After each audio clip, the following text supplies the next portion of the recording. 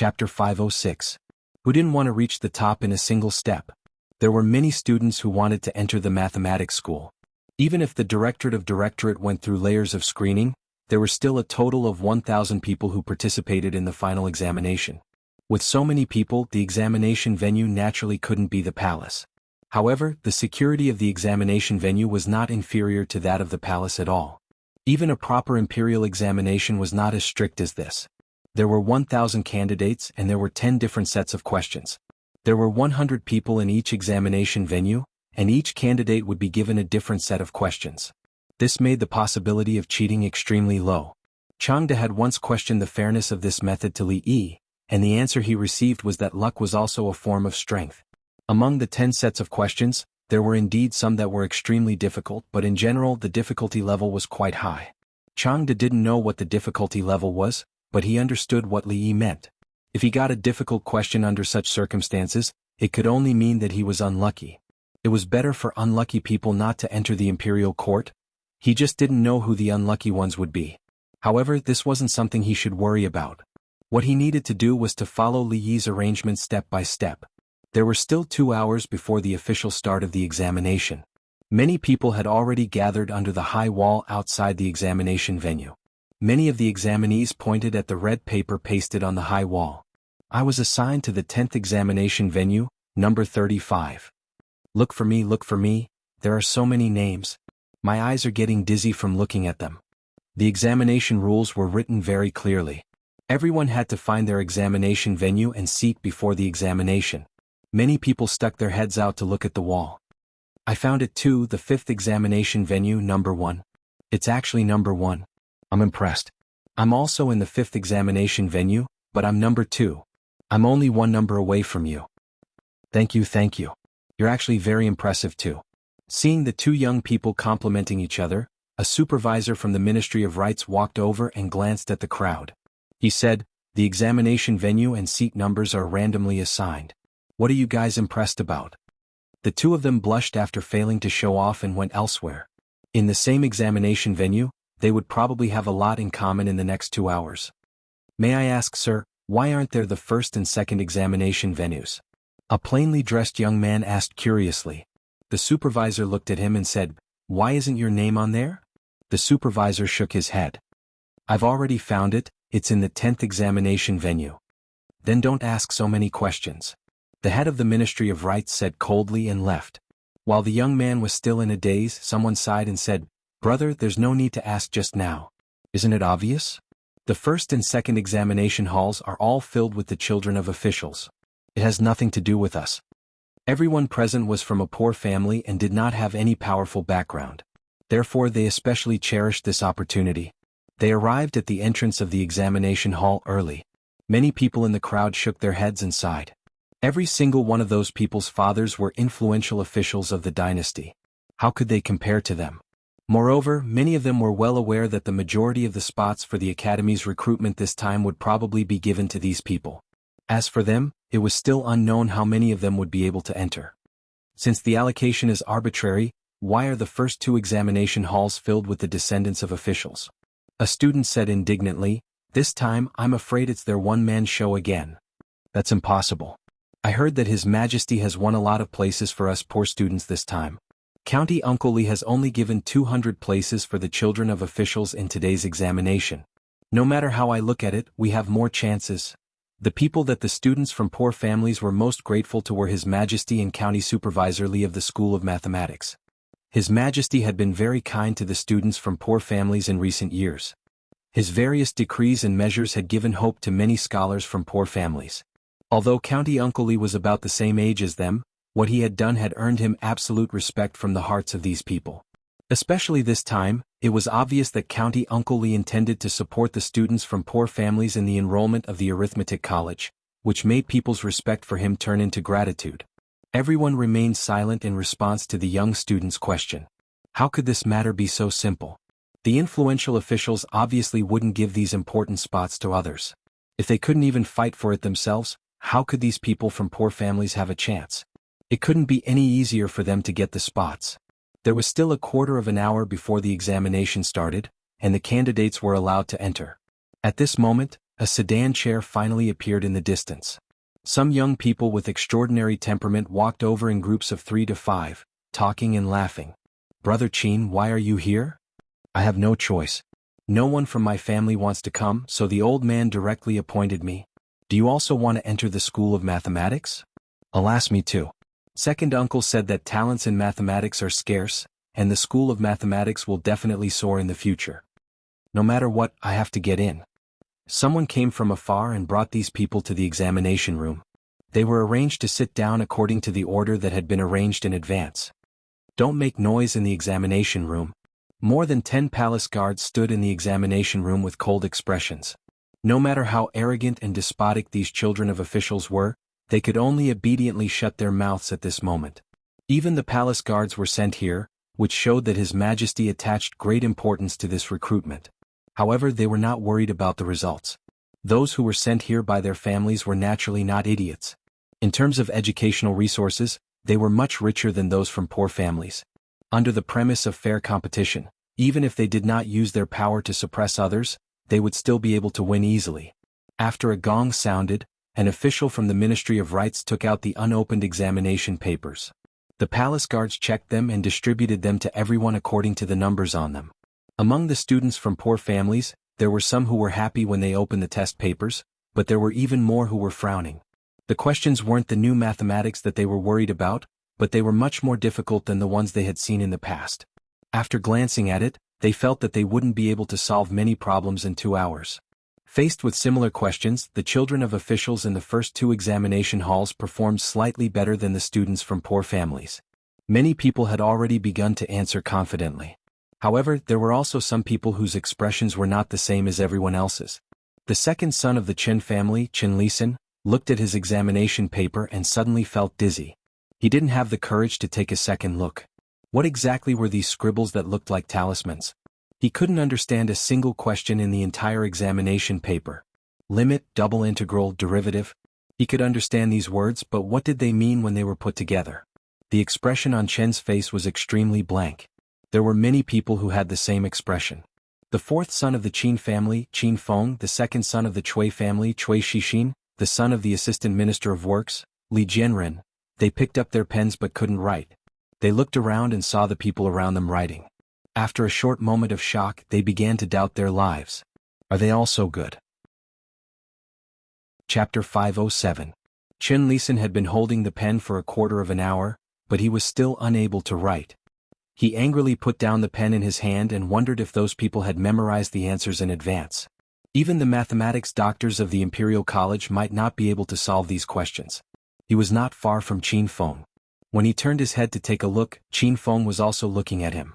Chen Lisan opened his mouth, but before he could say anything, a cold voice came from beside him. "Those who look left and right and whisper to each other will be treated as cheating." The palace guards in charge of maintaining the discipline of the examination hall did not care whether the other party was the son or grandson of a duke or a minister. They were under the command of the emperor and dared to reprimand even the princes. Chen Lisan's expression froze. He obediently lowered his head and glanced at the paper, and then closed his eyes. This examination was jointly organized by the Imperial College and the Ministry of Rights. The minister of the Ministry of Rights attached great importance to this. He looked at Changde with a slightly serious expression and said, "Supervisor Chang, in order to prevent cheating, should we send more people to patrol the examination hall?" The examination this time was completely different from the imperial examinations. There were more than 100 students in each examination hall, and they were seated next to each other. The distance was not far and it was easy to see each other. His Majesty attached great importance to this examination. If there was any cheating, he would have to bear the responsibility. Cheating? Changde calmly sat on the main seat and said, "That's impossible. They will never cheat in County Uncle Li's mathematics examination in their lifetime." Changde's words were very certain. The minister of the Ministry of Rights was still suspicious, but he also thought of something else. Logically speaking, County Uncle Li, as the college supervisor, had to participate in the academy's entrance examination. But today he had not seen County Uncle Li at all. Could it be that there was something more important to him today? Compared to the minister of the Ministry of Rights, the mathematics doctors of the Imperial College were quite relaxed. They were drinking tea and chatting in a side hall. The mathematics department of the Imperial College had temporarily merged with the mathematics department. They would be teachers of the mathematics department in the future. Although they would still have to learn mathematics from County Uncle Lee for a period of time, they would not have to go through the examinations like the people outside. I wonder how difficult their exam questions are. A mathematics PhD said curiously. County Uncle Lee's questions had always been unique. If the questions this time were the same as the last exam for the Imperial College's mathematics students, then the school would not be able to fill the quota of 100 students. Another doctor walked to the side and said, "There are still a few test questions here." The exam questions were strictly confidential. Before the exam began, only Li Xianbo knew about it. The Imperial College doctor distributed several copies of the exam questions and took one for himself. Lord Li's question this time is quite standard. Although it's easier than last time, it won't be easy to answer all of them correctly. This time, it's only for the Academy's enrollment. Naturally, there won't be any strange questions. Lord Li also knows his limits. Looking at his colleagues speaking with fervor and assurance, the other mathematics doctor in the corner looked a little stunned. What are they talking about? I don't understand them at all. The question was very simple. Could it be that he had gotten a fake test? Sir Han, he said to a colleague beside him. That person turned around and asked, Sir Wu, what's the matter? Let me have a look at your test paper. Yi Zichen said.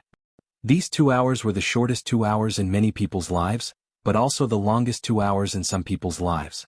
Sai, give me another hour, no, just a quarter of an hour, and I'll be able to solve that question, a shabbily dressed young man said with a regretful expression. His colleague patted his shoulder and said, 2 hours is a little short. I also haven't solved one question, but don't worry, most people should be the same as us. The two of them encouraged each other and immediately felt a sense of appreciation for each other. That was close. I only solved the last question a quarter of an hour before the gong sounded. I only checked it briefly. Another young man walked out with a face full of lingering fear. When he saw the two of them, he asked, Brother Zheng, Brother Wang, how are you guys? Hey, Brother Zheng, Brother Wang, don't go. Everyone who came out of the examination room had different expressions. Some were happy, some were disappointed, and some were confused. Although they only needed to go home and wait for the name list to be posted tomorrow, no one left. They checked their answers with people they knew. It didn't take long for them to discover something very surprising. That's not right. Why didn't I get this question? Are our test papers different? I didn't get any of the questions you two mentioned just now. Mine is the same as this brother's. I understand. Although the questions are different, the solutions are actually similar. If you know one, you will definitely know the other. There's no need to argue. The person who set the questions must have done this on purpose to avoid cheating. After understanding this, everyone began to look for their own groups. Not long after, small groups appeared outside the examination room. At this moment, people walked out of the two examination rooms in the front. Many of the people who walked out first had dispirited expressions on their faces. Sitting there bored for 2 hours was also very unbearable. These 2 hours to them were longer than a day. That limit? Just as Chen Lisan opened his mouth, Qin Feng shook his head and said, Don't talk about it. I don't understand it. That score? Never heard of it either. A few people gathered together and received the same answer. Not a single question was changed. The test papers were numbered. They didn't even need to write their names. The test papers were handed in the same way as they were handed out. I don't believe that they can answer all of them. Li Jianren slapped his thigh and stopped a person. Ma Jie, how many questions did you solve? He was from a family of generals, while Scumbag Li's father was a civil official. The two of them usually didn't have much interaction. However, they were in a good mood today. The questions were just what they wanted. Ma Jie laughed and said, I answered all of them. Li Jianren was stunned. This second son of the Ma family had a reputation of being a horse stick. He was never good at studying. They couldn't even answer a single question. How could he solve all of them? It was simply the biggest joke in the world. Seeing that Li Jianren didn't believe him at all, Ma Jie snorted and said, If I answered the question about the transportation of troops and food incorrectly, wouldn't my father break my leg? After saying that, he glanced at Li Jianren with disdain and walked away. After being stunned for a moment, Li Jianren finally understood something. He immediately walked over and said to the others, Our questions are different. Got it? Qin Feng nodded. He pointed to the crowd and said, It's indeed different. I'm afraid we've drawn a difficult question. His Majesty is indeed more biased towards the poor. Li Jianren said indignantly, Ma Jie, that kid is really lucky. Qin Lisan opened his mouth and said, "Let's go and see where the people like us are." The dozen or so people walked towards the crowd. After a moment they walked back. Looking at the teams of at least 100 people, and then looking at the dozen or so of them, everyone's face was gloomy. If they still couldn't understand how lucky they were, their heads would be useless. Chapter 508. This. Who can answer this? In the side hall, the mathematics professors of the Imperial College looked at each other with a test paper in their hands. County Uncle Lee's attainments in mathematics were something that they could only look up to. He was also the supervisor of the College of Mathematics. The admission test was completed by him alone, so the mathematics department of the Imperial College could not intervene. However, if anything happened, the students would come to them first, not County Uncle Lee. They were confused by this test paper. It would be an exaggeration to say that they were confused. In fact, they had no clue about the answers, let alone the students. If the students were to cause trouble, it would be troublesome. "Young masters, you can't go in. Please allow me to inform them first." There was a commotion outside the door. Qin Feng, Qin Lisan, and the others waved away the servants at the door and strode in. "What's the matter?" A mathematics professor looked at them and asked. Qin Feng and Qin Lisan's status in their respective families was slightly lower than that of young Duke Qin and young Duke Qin. However, these dozen people added up together could not be underestimated. "We need an explanation about this test paper." The one who spoke was Qin Lisan. His words were filled with a strong sense of questioning. Before they came in, they had already asked the others. Although most of the test papers were different, the difficulty was almost the same. Some only changed a few numbers. However, when it came to them, the questions were extremely difficult. More than a dozen people added up together could not even solve one question. "What test?" the mathematics professor said. As if he thought of something, his body suddenly shook and a look of shock appeared on his face. He suddenly turned around and pulled a test paper over. He asked, "Is this your test paper?" "Yes." After Qin Lisan looked at it, he nodded and said, "I would like to ask, why is it that the difficulty of everyone's test is the same, but only our test is so difficult? I would like to ask for an explanation." Professor Han looked at the dozen people in front of him.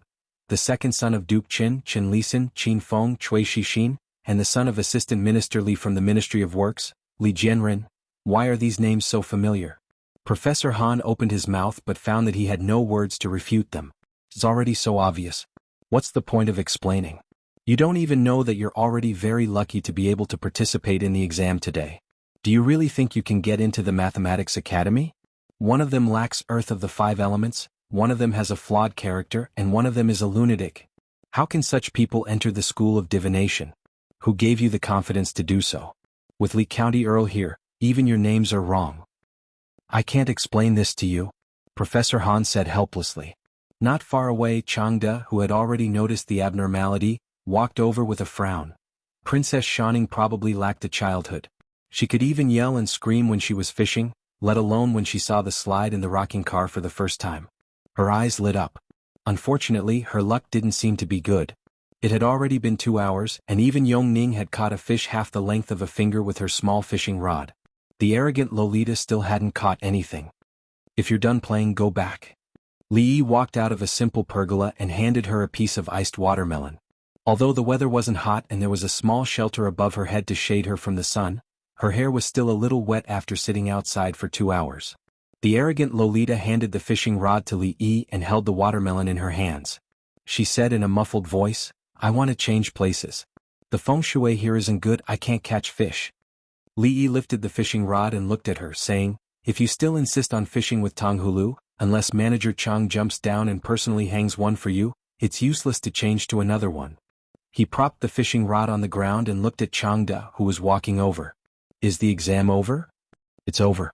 Changde nodded his head and said, "The Directorate of Directorates will read through all the exam papers according to your answers before tomorrow and select the top 100.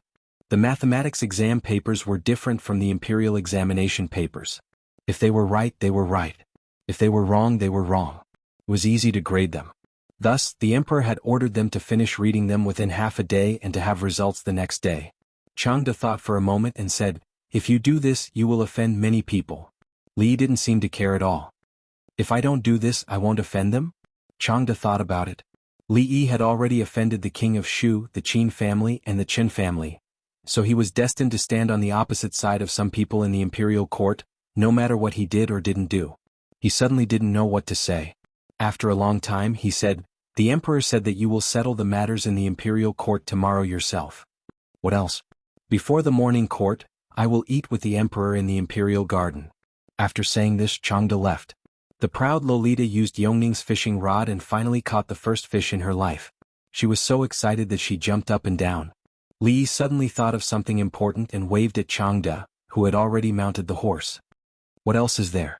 Changde stopped the horse in time and looked at him and asked. Li Yi hesitated and said, "That? Remember to tell the imperial chef not to cook the white fungus and lotus seed soup tomorrow." "Won't the emperor get tired of drinking it every day? That's all you want to say?"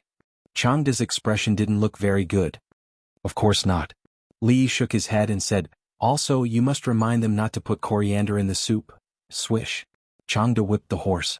It let out a long neigh in pain and quickly disappeared from Li Yi's sight. "How is Yongning's condition?" Emperor Jing's complexion was good. At least his mood didn't seem to be that bad. He asked about Princess Yongning. "Princess Yongning's heart has been closed for too long. These days I have tried my best to let her come into contact with the outside world. It has been quite effective. I think she should be able to recover in 2 months." Under the premise of treating the disease, fishing, watching the play, and chasing rabbits were all legitimate reasons. "Has Shaning caused you trouble these days?" Emperor Jing had already drunk the second bowl of porridge and suddenly asked. Li Yi shook his head and said against his will, "No, Princess Shaning is naive and lively. She still has a childish heart and is just a little playful. She didn't cause me any trouble. Only a fool would complain about his daughter in front of the old emperor. If the empress were to find out about this, it would really cause trouble for her." Emperor Jing looked up at him and said, "You have caused me a lot of trouble. Don't talk while eating and don't talk while sleeping. You have to concentrate on eating. Although Lao Chang is ugly, he is quite reliable. As expected, there is no coriander in the porridge today. The cook of the catering bureau is worthy of praise. When I leave later, I will take 2 cucumbers as a reward." When he received a lot of memorials to impeach Li Yi, Emperor Jing understood what Changde meant that day. It was not rare for the officials to fight openly and covertly. Emperor Jing had seen this before, but this was the first time he had seen it so simply, directly, and so brazenly. Li Yi was still the same Li Yi. No matter what he did, he would always be unexpected. He casually created such a big trouble for himself. "I want to see if you can continue to be like this in court." Emperor Jing glanced at him, stood up, and said, "Prepare to go to court." He intended to let Li Yi feel what it was like to face the censure of so many officials alone. He hoped that this time he could wear off some of his edge. "No loyalty." Li Yi put down his chopsticks and sighed. Wasn't it what the old emperor had been doing to weaken the power of Prime Minister Qin? Now, even among the people who would hold important positions in the academy in the future, Prime Minister Qin could not even get a hair. He was obviously happy in his heart, but now he blamed himself. Was there such a reason in the world? Chapter 509. Before becoming the dean of the School of Mathematics, Li Yi didn't have to attend court unless the old emperor specifically requested it. Although he was now the supervisor of the School of Mathematics, his sphere of influence was limited to the School of Mathematics. He could make all the decisions in the School of Mathematics. The old emperor didn't have to worry about the affairs of the School of Mathematics, and the affairs of the court had nothing to do with him. Therefore there was no need for him to attend court. However, the old emperor was determined to let him feel what it was like to be attacked by so many court officials. There was no way to hide. The officials were already waiting in the hall, but the old emperor hadn't arrived yet.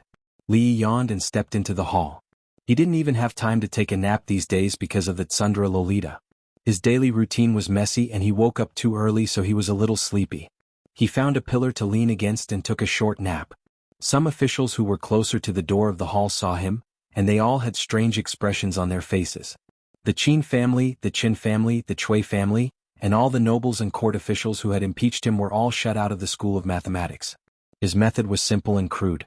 It was tantamount to announcing in front of the emperor and all the court officials that if you impeach me, I won't let you have a good time. What can you do about it? Today's court was bound to be a bloodbath. The furious king of Shu had probably already thought of a way to attack County Uncle Li. As for him, he was leaning against the pillar and sleeping during the court session. Many people were surprised and doubtful. Is there really nothing that County Uncle Li cares about? Li Yi was very concerned about the pillar of the political hall. It was too hard and uncomfortable to lean against, which affected the quality of his sleep. Just when he was about to fall asleep, Li Yi's shoulders suddenly sank. He woke up with a start. If it wasn't old General Shui and a few other old generals standing in front of him, he would definitely fight him to the death. Old General Shui patted him on the shoulder and said, "Why does the imperial court look so lifeless? Be more spirited." The red-faced old general curled his lips and said, "Old Shui, you still have the cheek to talk about this kid? When have you not leaned against the pillar and dozed off in court?" "General Shui, General Ma." Li Yi cupped his hands and bowed to the old generals. After being patted by old General Shui, his shoulder felt a little numb, and the sleepiness that he had built up with great difficulty was gone. "We're on the same side, don't be so polite." Old General Shui waved his hand. Last time, when he left his name in the military book, the few old fellows were very grateful to him. Although the military book was currently limited to the royal family and the family of generals and could not be widely spread, there would come a day when it would become famous. Although the few of them would not be able to leave their names in the world like the author of the military book, at least there would be people who would remember them. This was more than enough for these old generals who had fought their entire lives. "Kid, what you've done this time is to this old man's liking." Old General Shui looked at him and praised, "That bunch of rotten scholars like to play dirty in the dark, unlike us, the family of generals, who are so straightforward." The few old generals had always treated Li Yi as a disciple of the family of generals, but the red-faced general was not like old General Shui. He looked at Li Yi with a slightly serious expression and said, "Although this will vent your anger, it will also offend many people. You are still young and do not understand the pros and cons of this. Even His Majesty will be put in a difficult position. In a while, I'm afraid that many people will step forward to impeach you. Remember not to be stubborn. As long as you take a step back, His Majesty will protect you." "This junior understands." Li Yi nodded. These old generals looked rough, but they were actually very meticulous. Their love for him was not fake, and they had already taught him many things about being an official. After waiting for a full 15 minutes, the old emperor slowly appeared from the back of the hall. The current emperor was the most diligent emperor in the history of the Jing kingdom. Since the day he ascended the throne, except for some major celebrations, activities, and health reasons, he had been attending the morning court almost every day. Today, as usual, a few officials from several provinces made a simple report. Seeing that there was nothing important to report, Emperor Jing looked down and asked, "How is the enrollment of the Imperial Academy?" The Chancellor of the Imperial Academy, who was in charge of this matter, heard this and stepped forward and said, "Your Majesty, the enrollment of the Imperial Academy has been completed yesterday. There were 1,000 people who participated in the examination. According to the results of the examination, the top 100 were admitted. Among them there were 66 people from poor families. The specific name list has been posted outside the palace gate." As soon as the Chancellor of the Imperial Academy said this, there was a sudden commotion among the officials. Among the 100 people, there were 66 people from poor families. Didn't that mean that there were only 34 people from the officials? Although the majority of the people who participated in the examination were from poor families, this result was still far beyond their expectations. Emperor Jing was also quite surprised by this result. These two numbers were more or less the same. Could it be that Li Yi deliberately made things difficult for the children of the officials? "Your Majesty, this official has a memorial." A voice suddenly came from the crowd. Everyone saw Assistant Minister Li of the Ministry of Work stand up and say, "This official impeaches Supervisor Li Yi of the Imperial Academy. In the enrollment he was unfair and deliberately made things difficult for some of the candidates. I hope your Majesty will investigate this." After Assistant Minister Li stood up, several people immediately followed him. The reason for the impeachment was exactly the same. Supervisor Li Yi of the Imperial Academy did not follow the principle of fairness and justice in the enrollment process of the Imperial Academy. He was unscrupulous and deliberately made things difficult for some candidates. He really let down His Majesty and the Imperial Court's trust in him. The Qin family, the Cui family, and the Qin family did not stand up. The officials immediately understood. What they wanted was obviously not to punish County Supervisor Li, but to fight for more benefits for them through this reason. Emperor Jing sat above and glanced around. He said, "Where is Li Yi?" There was no sound in the court. The officials turned their heads and looked around until an official couldn't help but reach out and push the young man leaning against the pillar. He whispered, "Supervisor Li, His Majesty is calling you." Li Yi covered his mouth and yawned. He quickly walked to the front and bowed. "This official is here." Emperor Jing looked at him and asked, "There are officials who impeached you for deliberately making things difficult for some of the candidates and being unfair in the enrollment of the Imperial Academy. Is this true?" This official was confused for a moment. Li nodded. Assistant Minister Li of the Ministry of Work's hand froze in his sleeve. He originally wanted to take out the evidence after Li denied it. He did not expect him to admit it so easily, which disrupted his next plan. Many officials shook their heads. County Supervisor Li was still too young. He only did things on impulse. This time those people would not easily let him go. Emperor Jing opened his mouth and did not know how to continue for a while. According to his idea, he wanted to use this matter to sharpen Li Yi's edges and make him more stable in the future. But he did not expect that he would admit it so easily. How should I punish you for personal reasons?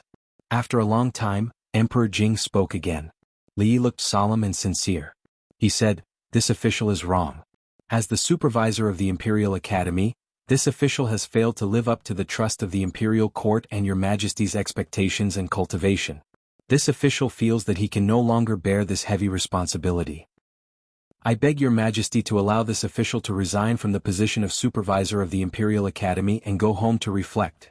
Assistant Minister Li of the Ministry of Works stood in the same place with a blank expression. How could this be? Things should not develop like this. Chapter 510. After learning that their children were deliberately made difficult by Li Yi, the supervisor of the Arithmetic College, the first reaction of these powerful officials was naturally anger. There were 200 children of officials participating in the examination this time. Why didn't he make things difficult for others but them? He was so blatant and unscrupulous. He obviously didn't put them in his eyes. Even if this county early was favored by the emperor, there were many people who were favored by the emperor. Which one of them wasn't careful and treading on thin ice? It was the first time that they saw someone being so arrogant because of the emperor's favor. However, although they were angry, this matter was not a bad thing for them, although it was a little embarrassing. He broke the rules like this, even His Majesty couldn't protect and condone him indefinitely.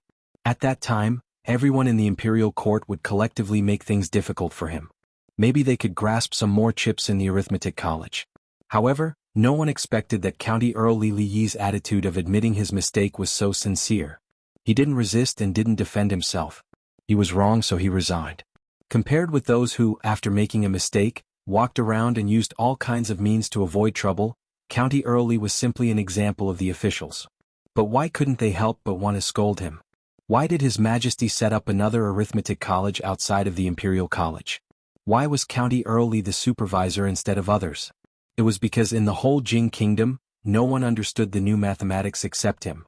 If he resigned, the arithmetic college would be useless. Looking at the several people standing in front of them who were just impeaching County Earl Li, but now became speechless, many officials sighed in their hearts. County Earl Li obviously didn't care about the position of the supervisor of the arithmetic college. The reason why today's matter happened was because of their impeachment a few days ago. The situation in the imperial court at that time was so similar to today. Now, his attitude was also very clear. Either you go or I go. You can impeach him slowly. I'll go back first. And everyone had a strange feeling that he seemed to be looking forward to his resignation. Jingdi's eyes twitched. He took a deep breath, forced himself to calm down and said, "So, you admit that you deliberately made things difficult for the examinees?" Li shook his head and said, "That set of test papers was used by me to select students with the greatest talent in mathematics. I have high hopes for these students. If they can solve one of the questions, I will definitely enroll them into the School of Mathematics and seriously train them. I didn't think it through. I didn't expect it to have such serious consequences. I don't have the face to stay in the School of Mathematics anymore. Your Majesty, please allow me to resign." These words were spoken with extreme sincerity. Naturally, the officials did not believe him. This was too much of a coincidence. The people who received the difficult questions were all people who had offended him before. Who would believe that this wasn't revenge? But even if they didn't believe him, they couldn't expose him. If Li Xianbo resigned, what would be the point of the existence of the Mathematics College? Who would train excellent mathematicians for the country? Their families had already been recruited by the Mathematics College. Wouldn't they have taken the test in vain? At this time, a directorate professor suddenly stood up and bowed. He said, "Your Majesty, Magistrate Li is eager to seek talents. Everything he did was for the sake of our Jing Kingdom. If he is punished because of this, won't it disappoint the officials in the court?" Magistrate Han is right. This matter can't be blamed on Magistrate Li. Another directorate professor immediately stood up.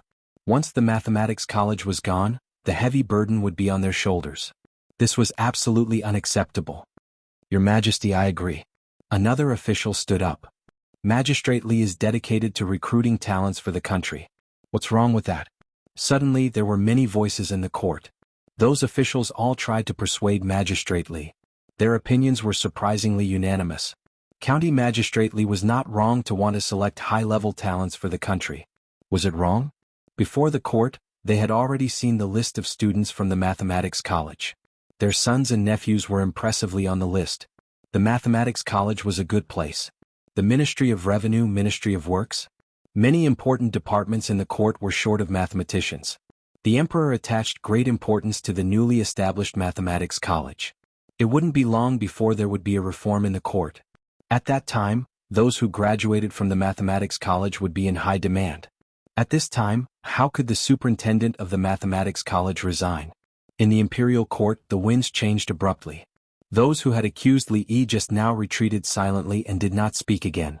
Obviously, neither the officials nor the emperor would think that a few spoiled brats were more important than the superintendent of the Mathematics College. In other words, they would definitely suffer this loss. What a good way to advance by retreating. Prime Minister Qin walked out of the palace gate and praised. But what about Feng'er? A man next to Prime Minister Qin hesitated and said, "It has already been arranged. When he comes out of the Mathematics College?" Prime Minister Qin waved his hand and said, "The list has already been posted. How can it be changed so easily? What will the poor scholars who entered the Mathematics College think? What will the people of the world think?" The man was speechless. He fiercely punched the wall and said, "How can he be so brazen? I'm afraid that the emperor also wants this." Prime Minister Qin looked into the distance and murmured. He then walked away with his hands clasped behind his back. The man stayed where he was and a trace of fierceness flashed in his eyes. Does County Uncle Li really not care about the position of superintendent? An official walked out of the palace hall and asked in confusion. This is retreating in order to advance. Someone next to him casually said, "Even if he really resigns, will the emperor agree? Other than County Uncle Li, who else can fill that position? The Qin family and Chui family are really unlucky this time." The official sighed and said, "The Qin family and the Li family have been enemies for a long time. The young duke of the Qin family and County Uncle Li are also enemies. As for the Chui family, I've never heard of them having any grievances with County Uncle Li. In short, don't provoke County Uncle Li in the future." Don't you see it clearly? The person next to him suddenly looked at him. What? The official looked puzzled. The King of Shu. The man lowered his voice and said, "The King of Shu is the cause of all this." The official was stunned for a while and his face suddenly changed. It's impossible. He is young and has no background. How can he participate in such a big event? Moreover, I've never heard of him and is certain. I heard that the emperor will also put several princes in the College of Mathematics to study together. Hearing this news, the official suddenly stopped talking. It seemed that he thought of something terrible and his face turned pale. Jean, without any background, His Majesty was his biggest background. This time he deliberately targeted a powerful official who was close to the King of Shu, but His Majesty didn't care about it at all. Instead, His Majesty played down the matter, which made the courtiers start to wonder which one was His Majesty's biological son, the King of Shu or County Earl Li. No matter who participated in the fight for the throne, he usually didn't have a good ending, provided that he could bet on the right person. The Qin family, the Chui family, the Qin family and some powerful officials obviously bet on the King of Shu. As for County Uncle Li, who was extremely favored by the emperor, it was very scary to think about it. Before this, the officials almost fought with each other to get a place in the College of Mathematics, which showed its importance. However, for some unspeakable reason, County Uncle Li, as the supervisor of the College of Mathematics, excluded all the people who were related to the King of Shu from the College of Mathematics. One of the officials suddenly realized that he seemed to have discovered something extraordinary. Chapter 511. An assistant minister from the Ministry of Works walked out of the palace in a daze. He felt as if his soul was about to leave his body. He had made thorough preparations. There shouldn't have been any mistakes. However, just now, when he took the first step, things started to go out of his control. In fact, during this period of time, they had used many methods both openly and secretly. But in the end, the King of Shu was no longer the King of Shu. County Magistrate Li was still the same, but County Magistrate Li had become County Magistrate Li. This fact really made people feel helpless. "Official Li, what should we do?" A colleague beside him asked in a daze. The assistant minister didn't answer. He was just an errand boy. How could he know what to do next? Go to Qin's mansion. After a long time he gritted his teeth and said, they didn't have the right to speak on this matter. They didn't get a place in the College of Mathematics. Prime Minister Qin wouldn't let this happen. The King of Shu's faction always listened to Prime Minister Qin's words. He was not the only one who was anxious at this moment. Some people were dejected while others were proud of their success. Although most of the 100 students in the College of Mathematics were from poor families, they were still lacking compared to the families of officials. Even if they graduated from the College of Mathematics in the future, their development in official career would not be comparable to that of the children of officials. Isn't it just that your third son has entered the College of Mathematics? Why are you so happy? If I remember correctly, your second son is in the Imperial College, right? I didn't see you so happy when he was accepted as a disciple by great scholar Qin. An official couldn't help but say this when he saw his colleague beside him was so happy that he even hummed a tune. It's different, it's different. The official shook his head and said, the Imperial College has already declined. You will know how good the College of Mathematics is in the future. As an official of the Ministry of Revenue, he was fortunate enough to know more things. The path that the first batch of students of the College of Mathematics had to take was not something that could be replicated by future students. If they missed this opportunity, they might not have such a chance in the future. After saying this, he glanced at the person beside him. Seeing that the person was looking behind him without saying a word, he turned around in confusion. The Chancellor of the Imperial College, several officials and professors were standing there, looking at him coldly. Li Yi was the last to walk out of the hall. He patted the dirt off his buttocks and looked back at the hall. He cursed in his heart before striding out of the palace. Resign? What a good plan. I'm afraid he can't wait for me to dismiss him. Emperor Jing said angrily, other officials share the burden of the emperor, but he did such a thing only a few days after he beat the King of Shu. How can I have such an official? Changde watched from afar without saying a word. If it had been someone else who had done these two things, their head would have been somewhere else. However, His Majesty had only said a few words to vent his anger. In fact, His Majesty would have beheaded anyone but Li Yi. Because of the King of Shu, there had been a force in the court that even His Majesty could not ignore. This was something that no emperor wanted to see. However, His Majesty was the Son of Heaven. His every move was watched by countless people. In many cases he could only choose to deal with it gently. However, County Uncle Li was different. He did not want money or power. He did not even want to be an official. If he wanted to do something, he would be straightforward and fearless. Resigning was what he wanted, and he did not care about losing his salary. Not only that, but his role was irreplaceable. Today in the court, even without His Majesty's words, countless officials interceded for him. Among the officials who could do this, which emperor would be willing to punish an official who could always accurately guess the emperor's intention and share the burden of the emperor?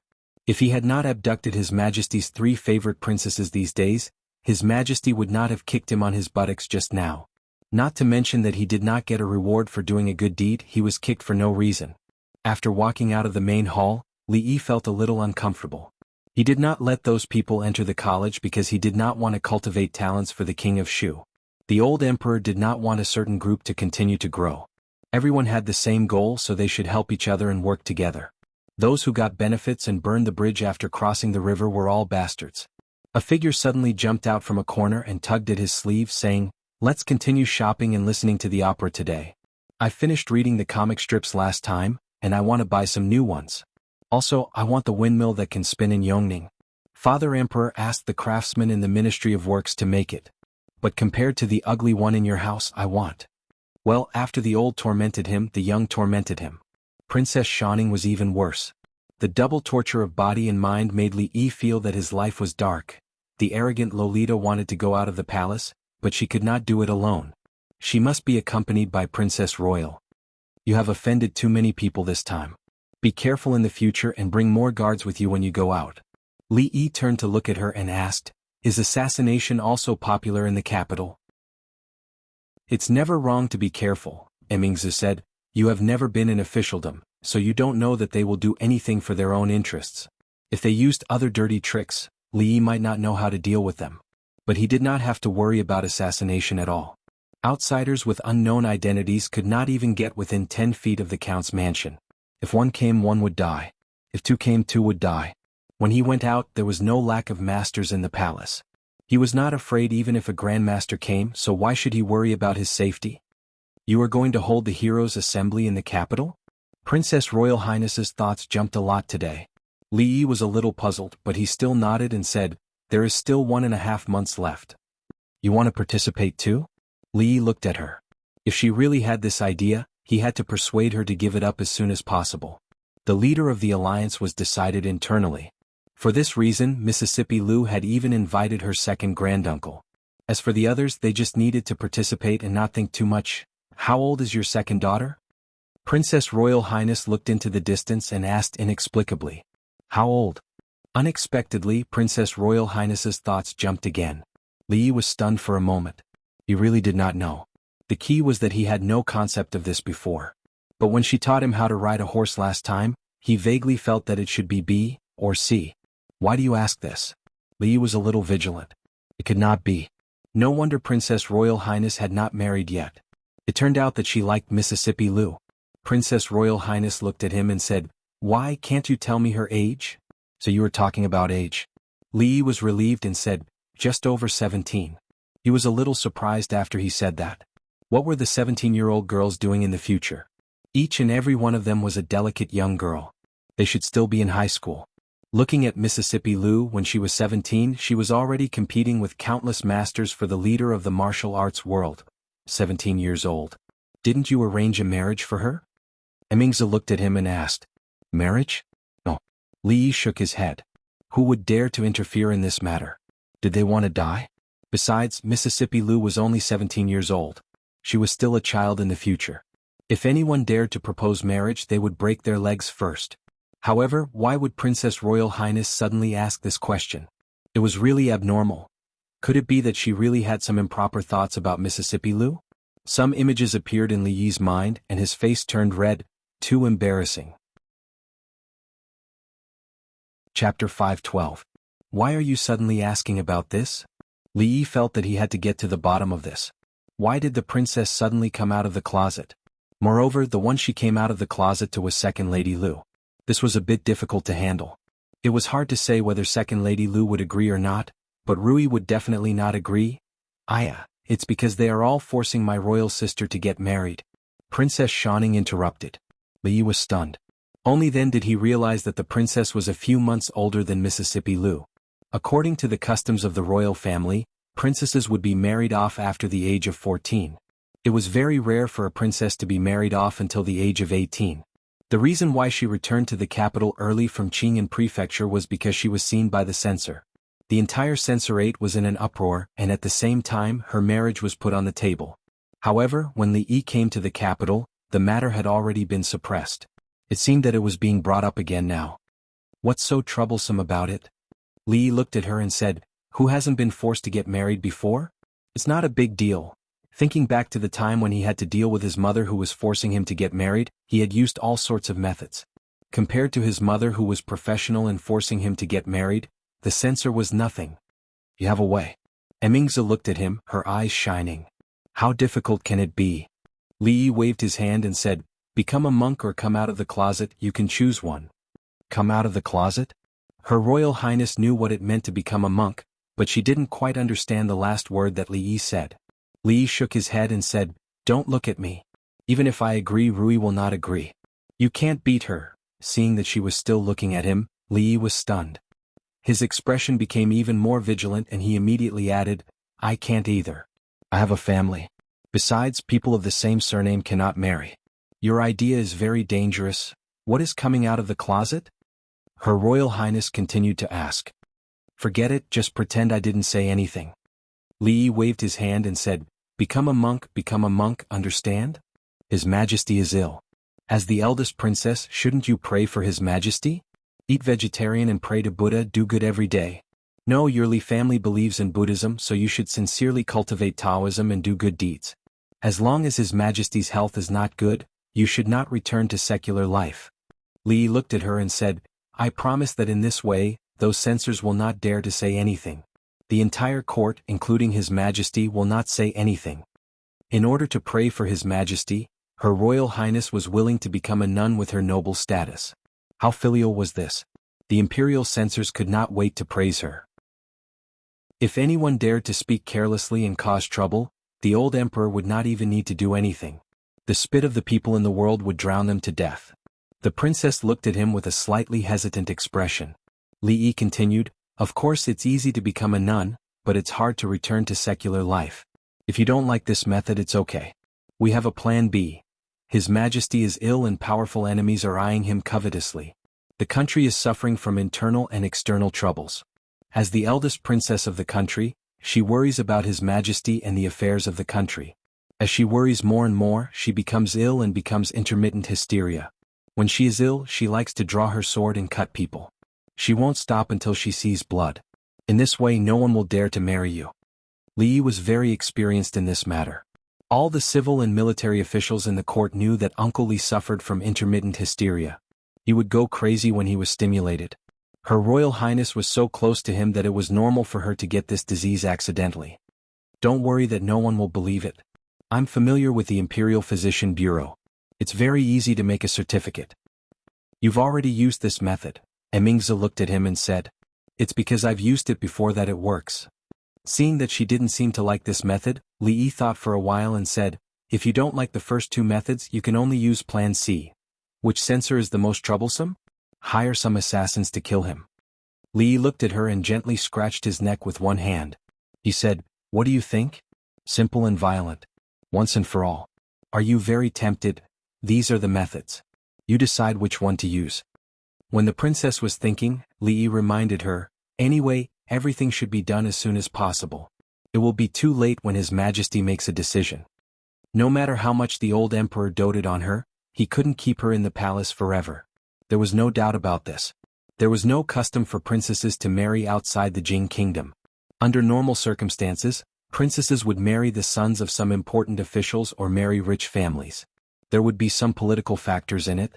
Of course, free love existed in this era, but most of it happened in small families. Young ladies with a bit of status couldn't decide their own marriage. Princesses were no exception. Princess Shining finished her candied fruit and wiped her mouth. She said, "All girls have to get married. Mother said that I should get married in 2 years." Li Yi was stunned and almost fell down the stairs. How old was the Tsundra Lolita? She wasn't even 11 yet? Even if she was 11, she would only be 13 in 2 years.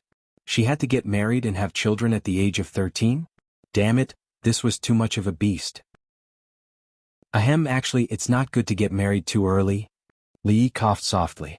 He felt that it was time to teach them some knowledge that girls should know. Giving birth too early will cause irreversible damage to a woman's body. At the age of 14 or 15 she is still a child. Her body hasn't matured yet. Dystocia is common. It's not uncommon to have 2 lives. If you don't believe me, you can ask any midwife.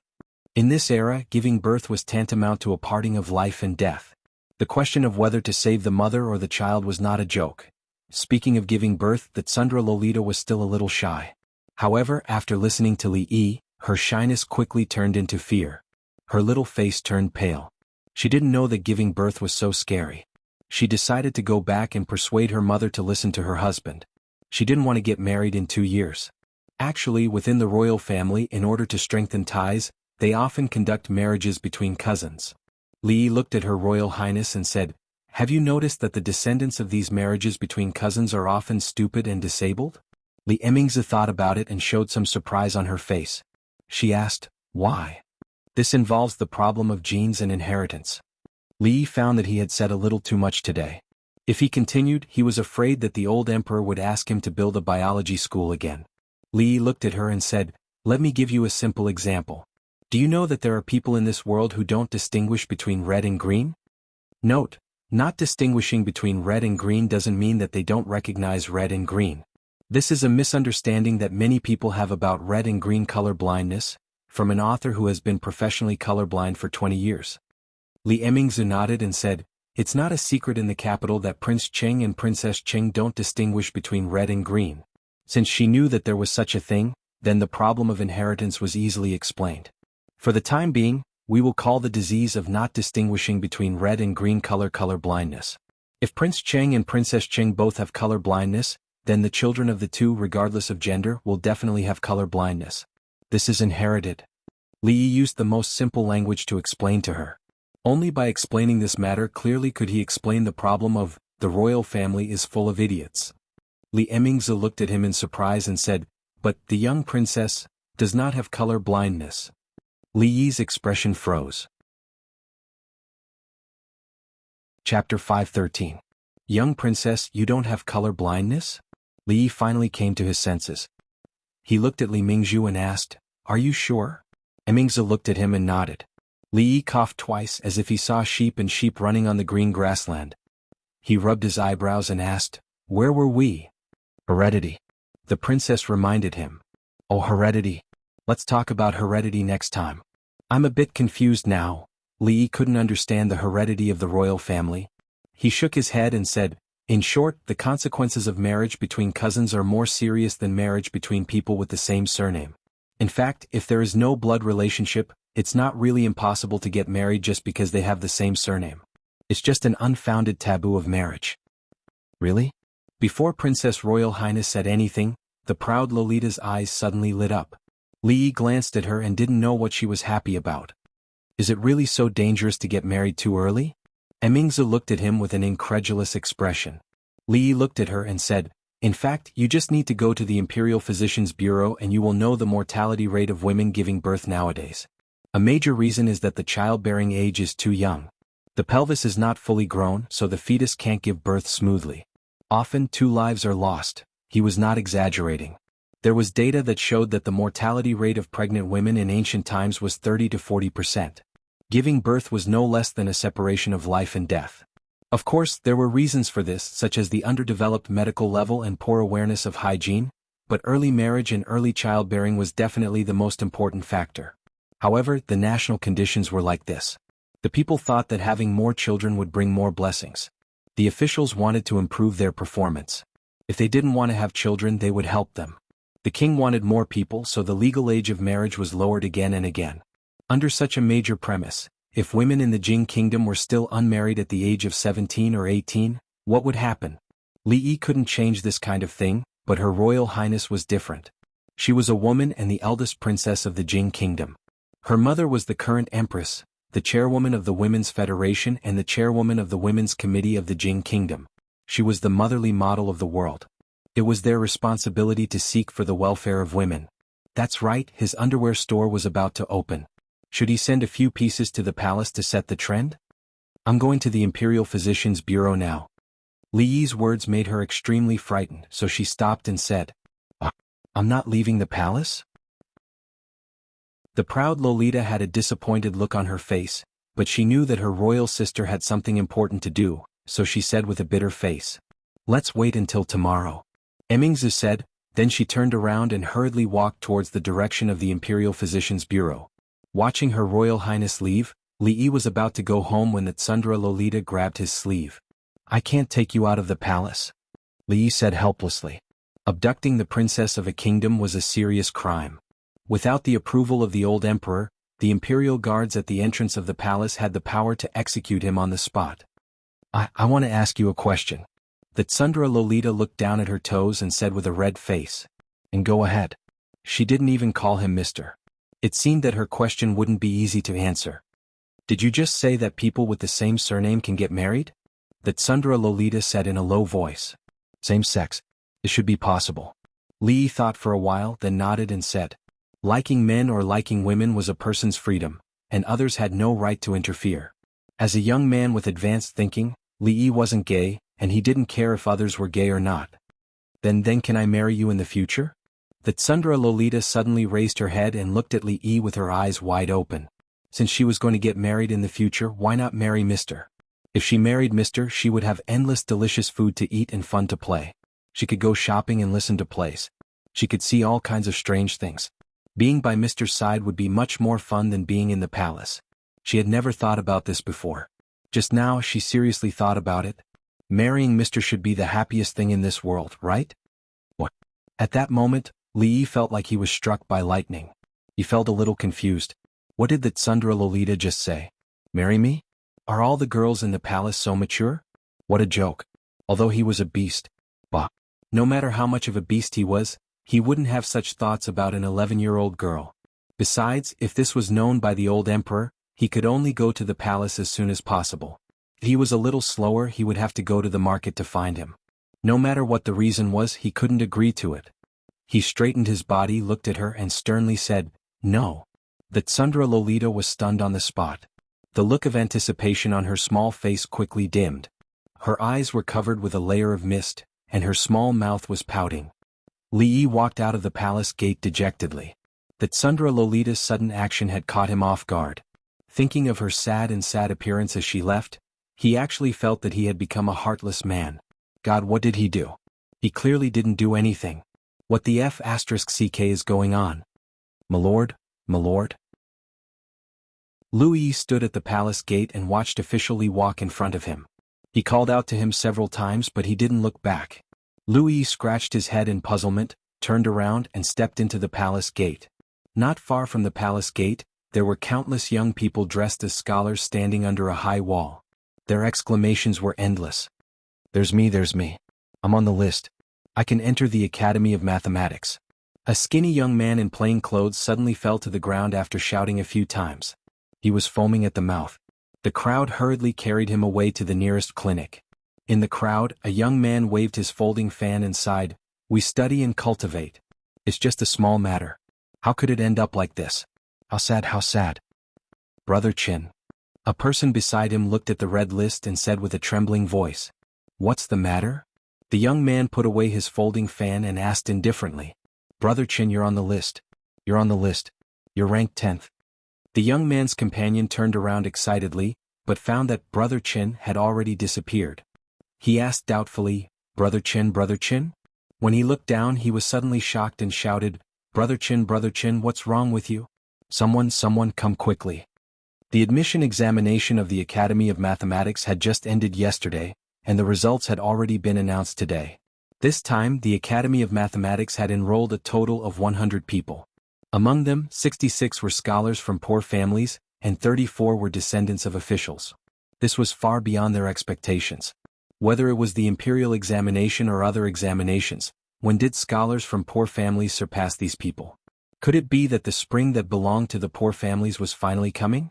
The examination questions were set by County Uncle Li. As the supervisor of the Academy of Mathematics, County Uncle Li not only took care of them on the examination questions, but also threatened to resign in the imperial court to ensure that enough scholars from poor families could enter the Academy of Mathematics. To them this was a great kindness. Although this County Uncle Li was about the same age as them, many people actually respected and admired him before this. At this moment, countless scholars from poor families thought of the County Uncle Li that they had never met before, and they bowed in a certain direction at the same time. In the courtyard of the Li mansion, Xiao Huan held her chin with one hand and looked at her son-in-law, who had been unhappy for a long time. She couldn't help but worry in her heart. Li Yi hadn't recovered from the shock brought by the Tsundra Lolita. What did she mean by marrying him? She was just a child. Could it be that this pretty boy was so handsome that he could kill anyone regardless of gender or age? Xiao Huan. He turned around and looked at the little servant girl. "Son-in-law, I'm here." Xiao Huan was refreshed and immediately sat up straight. "Son-in-law is very likable, isn't he?" Li looked at her and asked seriously. The little servant girl was stunned for a moment. After a moment, she carefully stretched out her hand and touched Li Yi's forehead. After withdrawing her hand, she immediately turned around and ran back to the room. Miss, it's bad. Son-in-law is sick." Chapter 514. Minister Qin slowly walked out of the Hall of Diligent Government. A middle-aged man followed half a step behind him. "Only 10? Isn't that too few?" Qin Chong said with a frown. This time he represented the Qin family and a few other families. Regarding the matter of the Academy's enrollment, Supervisor Li Yi could do whatever he wanted, but His Majesty had to give them an explanation. The extra 10 places were an explanation. All the officials and nobles in the court add up to only 34 people. 10 is not a small number. Minister Qin shook his head and asked, "How is His Highness these days?" "I just saw him yesterday," Qin Chong said. "His Highness's body is recovering well, and his personality seems to have changed a lot. According to the 2 eunuchs, His Highness has spent most of his time reading. When he learned about the matter of the Academy, he did not have much of a reaction. His Highness has finally grown up, but it's still a bit too late." Qin Xiang sighed and said in his heart. The expression on his face was somewhat gratified, but it was more of a pity. He had never thought that the king of Shu would be a wise ruler, but he did not expect him to be so useless. Now that the Qin family was tied to the king of Shu, even he was powerless to change anything. But during this period of time, the direction of the court had begun to change. His Majesty seemed to have no intention of making the king of Shu the heir apparent. The family of generals had always been the emperor's most loyal supporters. Now, even many of the court officials who were originally inclined to the king of Shu had left them. Sometimes he also wondered when the king of Shu had gradually fallen from having the upper hand to this state. Suddenly, as if sensing something, Minister Qin raised his head and saw a young man being led by two eunuchs toward the hall of diligent government. Seeing that figure, Qin Xiang's expression darkened, and a fierce light quickly appeared in his eyes. In the hall of diligent government, Emperor Jing casually threw a memorial to the side and asked, "It will be August soon. If I remember correctly, Emingzi should be 18, right?" Changde stood behind him and replied, "Yes, it has been 18 years. These people are even more anxious than I am." Emperor Jing shook his head and said, "However, this matter can't be delayed any longer. Let me ask Emingzi first. An unmarried princess at the age of 18 would become a joke to the world. How could a dignified princess of a country not be able to get married? What has Emingzi been doing these 2 days?" Emperor Jing picked up another memorial, flipped through it and suddenly asked. "The princess has been going to the Imperial Physician Bureau for the past 2 days. Changde thought for a moment and added, "His Highness also questioned the midwives in the palace a few times. It seems that the Empress also participated in what the princess did." Imperial Physician Bureau? Midwife? Emperor Jing looked confused. And the Empress? Just as Emperor Jing finished speaking, an eunuch walked in and said, "Your Majesty, Princess Yongla requests an audience." "Imperial Father, I have something to report to Imperial Father." Emingzi handed a memorial to a eunuch. Her face looked tired. It was obvious that these 2 days were not easy. Although Emingzi was a girl, she was more concerned about the affairs of the country than the adult princes. She was also the only child who could share her worries in the affairs of the country. Seeing her serious face, Emperor Jing's expression became serious and he said, "Bring it up." Changde walked down and took the memorial from the eunuch's hand. He respectfully handed it to Emperor Jing. The memorial was not long. Emperor Jing quickly finished reading it. He closed the memorial and took a deep breath. He stood up and looked at Emingzi. He asked, "Is this true?" "The imperial physician is waiting outside the hall." Emingzi said. Summon the imperial physician. County Uncle Li, quickly go in. Don't let His Majesty wait." A eunuch looked at Li Yi and said with a bitter smile, "What's the hurry? Didn't you see that the imperial physician has just been summoned? His Majesty is busy now. Don't you know?" Li Yi waved his hand at him and walked to the corner of the corridor. He looked at the figure with her hands crossed in front of her chest and her back facing him. He said, "Why are you still angry? I don't want to hear it." Tortoise chanting scriptures.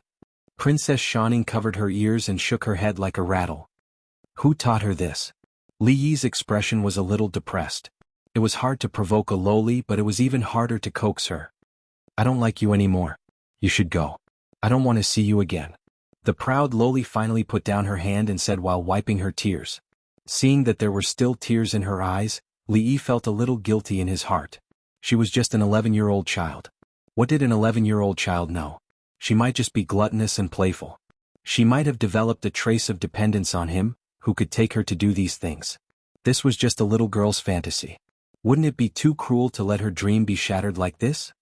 "How about I take you to go shopping today?" Li Yi asked tentatively. The proud lowly was unmoved. "Go to see a play? Legend of the White Snake, Journey to the West, The Cowherd and the Weaver Girl?" Princess Shining twisted her body and turned her head to look at him with a pair of red and swollen eyes. She said, "You have to apologize to me." Finally she spoke. Li Yi felt relieved and said, "I'm sorry. It's all my fault." Then he was a little depressed. What was wrong with him? Bah. The proud lowly slapped the wall and looked at him. With a fierce face she said, "Do you think a simple sorry is enough?" Li Yi looked at her in a daze. Could it be that all women, regardless of age, learn this trick without a teacher? He squatted down and said, "Then tell me, what do you want?" "I want Tonghulu, I want Shiji Lang, I want chocolate, I want ice cream, I want white rabbit." The proud lowly counted with her fingers and said, "Oh right, I want Barbie dolls too. Li looked at her teary eyes and tried hard to recall something. He couldn't help but doubt his life.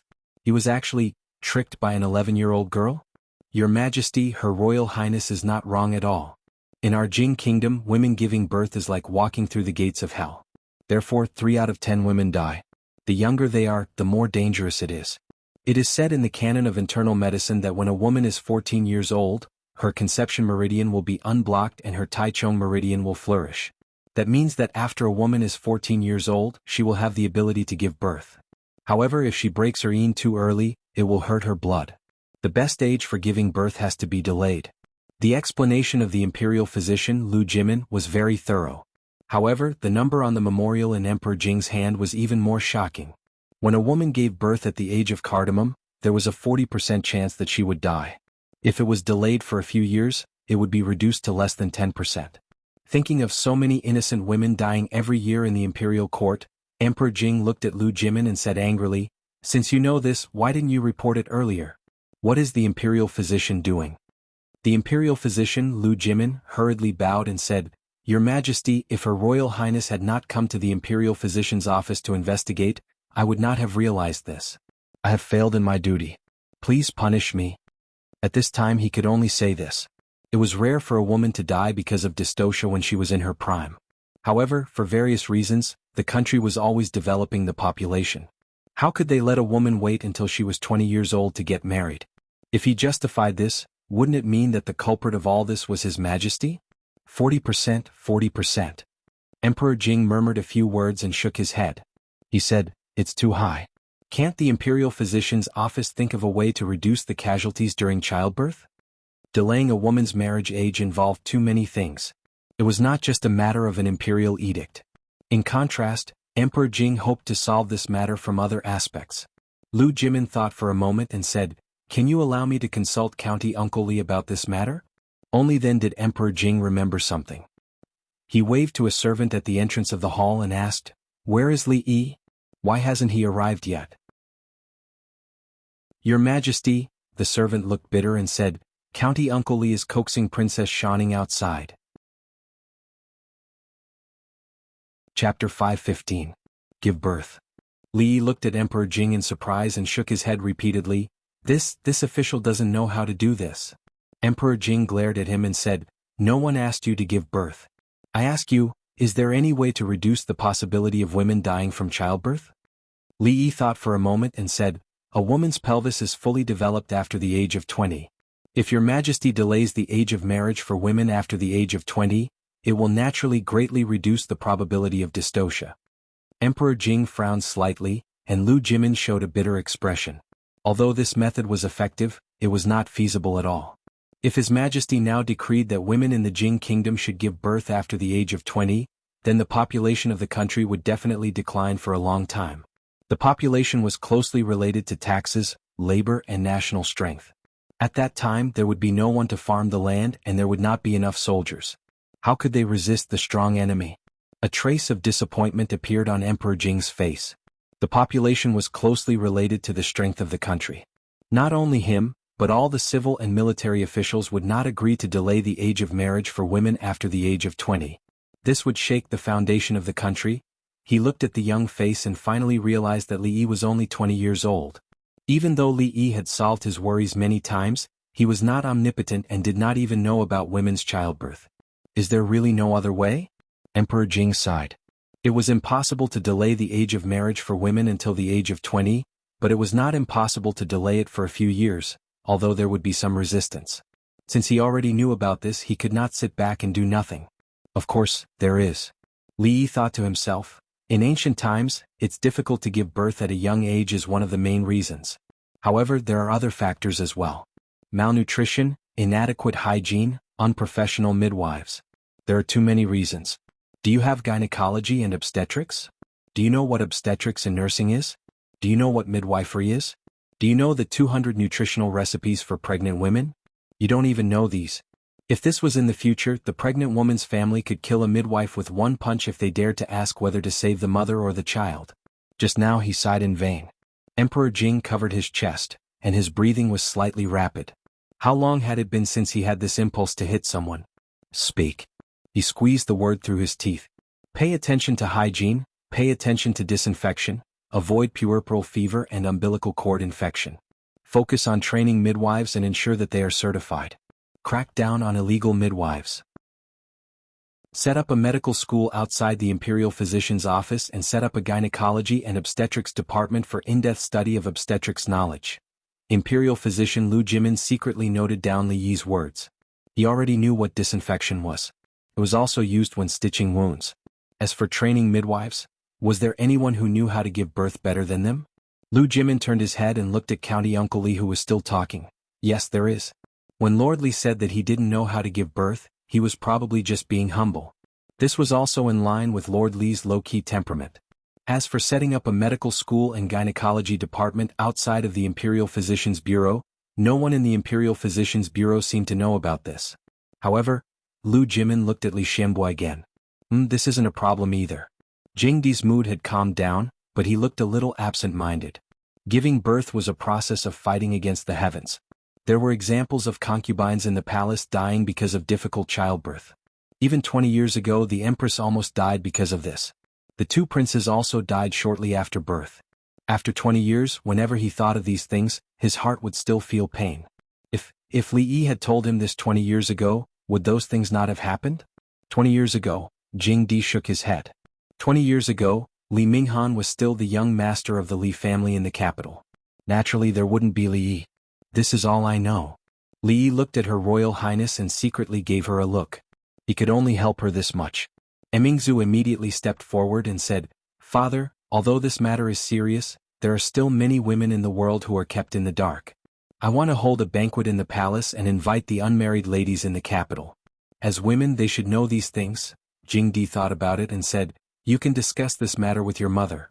After all, it was a woman's matter. It was more appropriate for the empress and the eldest princess to come forward than for him, an emperor. It was not difficult to propose a solution. The difficult part was to implement this method and make everyone accept it. Li Yi couldn't handle this matter, so he could only hand it over to Her Royal Highness. For all the women in the world this was a great merit. Her Royal Highness was already very famous in the capital. If this matter was done, she would immediately receive the support of all the women in the capital and even in the world. She would become the woman behind all the women. And he would silently be the man behind all the women behind all the women. Besides, doing perfume, underwear, cosmetics, sanitary napkins, and so on could also be regarded as a contribution to the majority of women, right? Jing Di really couldn't suppress the doubts in his heart. He looked at Li Yi and asked, I am very curious. Why do you even know about women's childbirth? Li Yi thought, You don't care if I know or not. I know a lot of things. Can you know all of them? Your Majesty, this is because one year in a bitter winter the north wind was biting cold, and the snow blocked the mountain. A white-haired old man fell at the door of County Uncle Li's house. According to my guess, the old man who taught County Uncle Li medical skills should be a hidden famous doctor. He passed on cardiopulmonary resuscitation and wound suturing skills to County Uncle Li. It's a pity that this doctor didn't leave other works. The imperial physician Lu Jimin knew this story, so he immediately said in a regretful tone. Jing Di waved his hand. He had completely understood that as long as Li Yi couldn't have children by himself, there was nothing to be surprised about. Thinking of another thing, he looked at Li Yi and said, Regarding the enrollment of the college, I can't be as reckless as you. The 100 people who have been enrolled can't be changed. I gave Prime Minister Qin and the others 10 places. You find a way to arrange them. Remember, don't be so obvious in the future. Li Yi thought of the Prime Minister Qin he met outside just now. Was it this matter that he had just discussed with His Majesty in the hall? 10 places? What a big appetite. There were only 34 nobles in the capital. Yet, the King of Shu's faction wanted 10 more? From the fact that they could get 10 more places from His Majesty, it showed the influence of Prime Minister Qin and the King of Shu in the court. Did they want to use the College of Mathematics as a springboard and become a great help to the King of Shu after they finished their studies? If they got what they wanted, what was the point of doing all this? No, it was not fair. In order to get that test paper, he had stayed up for an hour more than usual. How many people had impeached him to get the result in the court that day? They wanted 10 places so casually. Did they really think that the college superintendent was useless? Emperor Jing looked at him and said, You are still young. It is not good to make too many enemies in the court. Li nodded and said, I understand. If your Majesty has nothing else, I will leave first. Emperor Jing waved his hand and Li Yi walked out of the hall. The next moment, he turned his head and asked, "May I ask your majesty, what if they voluntarily withdraw from the College of Mathematics?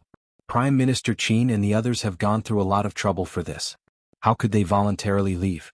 Emperor Jing looked at him and said, "If they voluntarily leave, no one can say anything. I will leave." Since that was the case, Li Yi nodded and turned to leave. Strange, he did not put forward any conditions to me. This is not like him. Emperor Jing murmured doubtfully. Then he shook his head and said, "After this incident, he has become a lot calmer." Changde stood behind him and opened his mouth, but in the end he did not say anything. After a moment he walked out of the hall and looked into the distance. He sighed. It is too late to hide, but they just have to send themselves to the door. Why bother? Chapter 5:16. Setting up another academy outside of the Imperial College was definitely not as easy as the old emperor made it out to be. There were 100 students enrolled for the first time. After entering the academy, their meals, accommodation, the academy's servants, teachers and some other facilities. Just the problem of building a house alone was not something that could be completed in a short period of time. Therefore, Li Yi had enough time to prepare even though he did not need to. He could start from the first grade of primary school and copy a certain edition of the mathematics textbook all the way until he graduated from high school. As for higher-level mathematics, there was no need for it for the time being. Before this, the imperial court did not pay much attention to mathematics. Those who had the title of a scholar or a scholar were only limited to simple accounting. The mathematics students of the Imperial College were already considered to be very good at using the leg-raising method, to calculate that the chicken and the rabbit were in the same cage. The standard of an ordinary high school student was enough for them to struggle in the imperial court. If they met someone with outstanding talent, they could learn some Olympiad mathematics and solve some practical problems. They would immediately become geniuses in the eyes of the public. Of course, they had to learn the basic symbols and algorithms such as Arabic numerals, addition, subtraction, multiplication, and division first. This task was handed over to a few professors of mathematics in the Imperial College to complete. He did not know how Li Xian's Academy of Sciences was progressing. He only knew that other than a few master craftsmen from the Ministry of Works who were forcibly transferred there, some skilled craftsmen among the people were also attracted by the small advertisements on the city walls. For the sake of the high salary, they joined Li Xian's pirate ship. Technology was the #1 productive force, and silver was the driving force behind the development of technology. After tasting the sweetness a few times, Li Xian never used other methods to solve problems that could be solved with silver. Over the past few days, Mississippi Lu was getting busier. With her current identity and status, she rarely went up to compete with others. However, the female army of the Lu Alliance received a lot of training from her. In a few months, Yang Liuqing's abilities improved by leaps and bounds, and he rose to the middle of the heaven ranking list at an unbelievable speed. There were many new people appearing on the chivalry ranking list. Gradually, there were sects forming groups to increase the ranking. This meant that the influence of the chivalry ranking list on the martial arts world was getting bigger, and the two words Lu Alliance also appeared more and more in the eyes of the public. In the past few days, Princess Royal had been working hard to promote the new marriage law of the Jing Kingdom. First, she started from the families of the nobles and officials. Whether they were unmarried girls or married girls, they were all inspired by her and the queen. From the top to the bottom they began to spread the news. After all, those numbers were real. From the woman's point of view, it could only be described as shocking. Those who had given birth before knew how terrifying the process was. Those who had not given birth before were so scared that they did not dare to give birth. Even Rui was invited to the palace twice.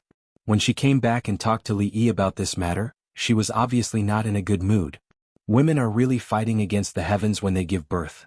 After mother gave birth to Rui, her health deteriorated day by day. Not long after, she left us. Rui sat by the bed and looked slightly disappointed.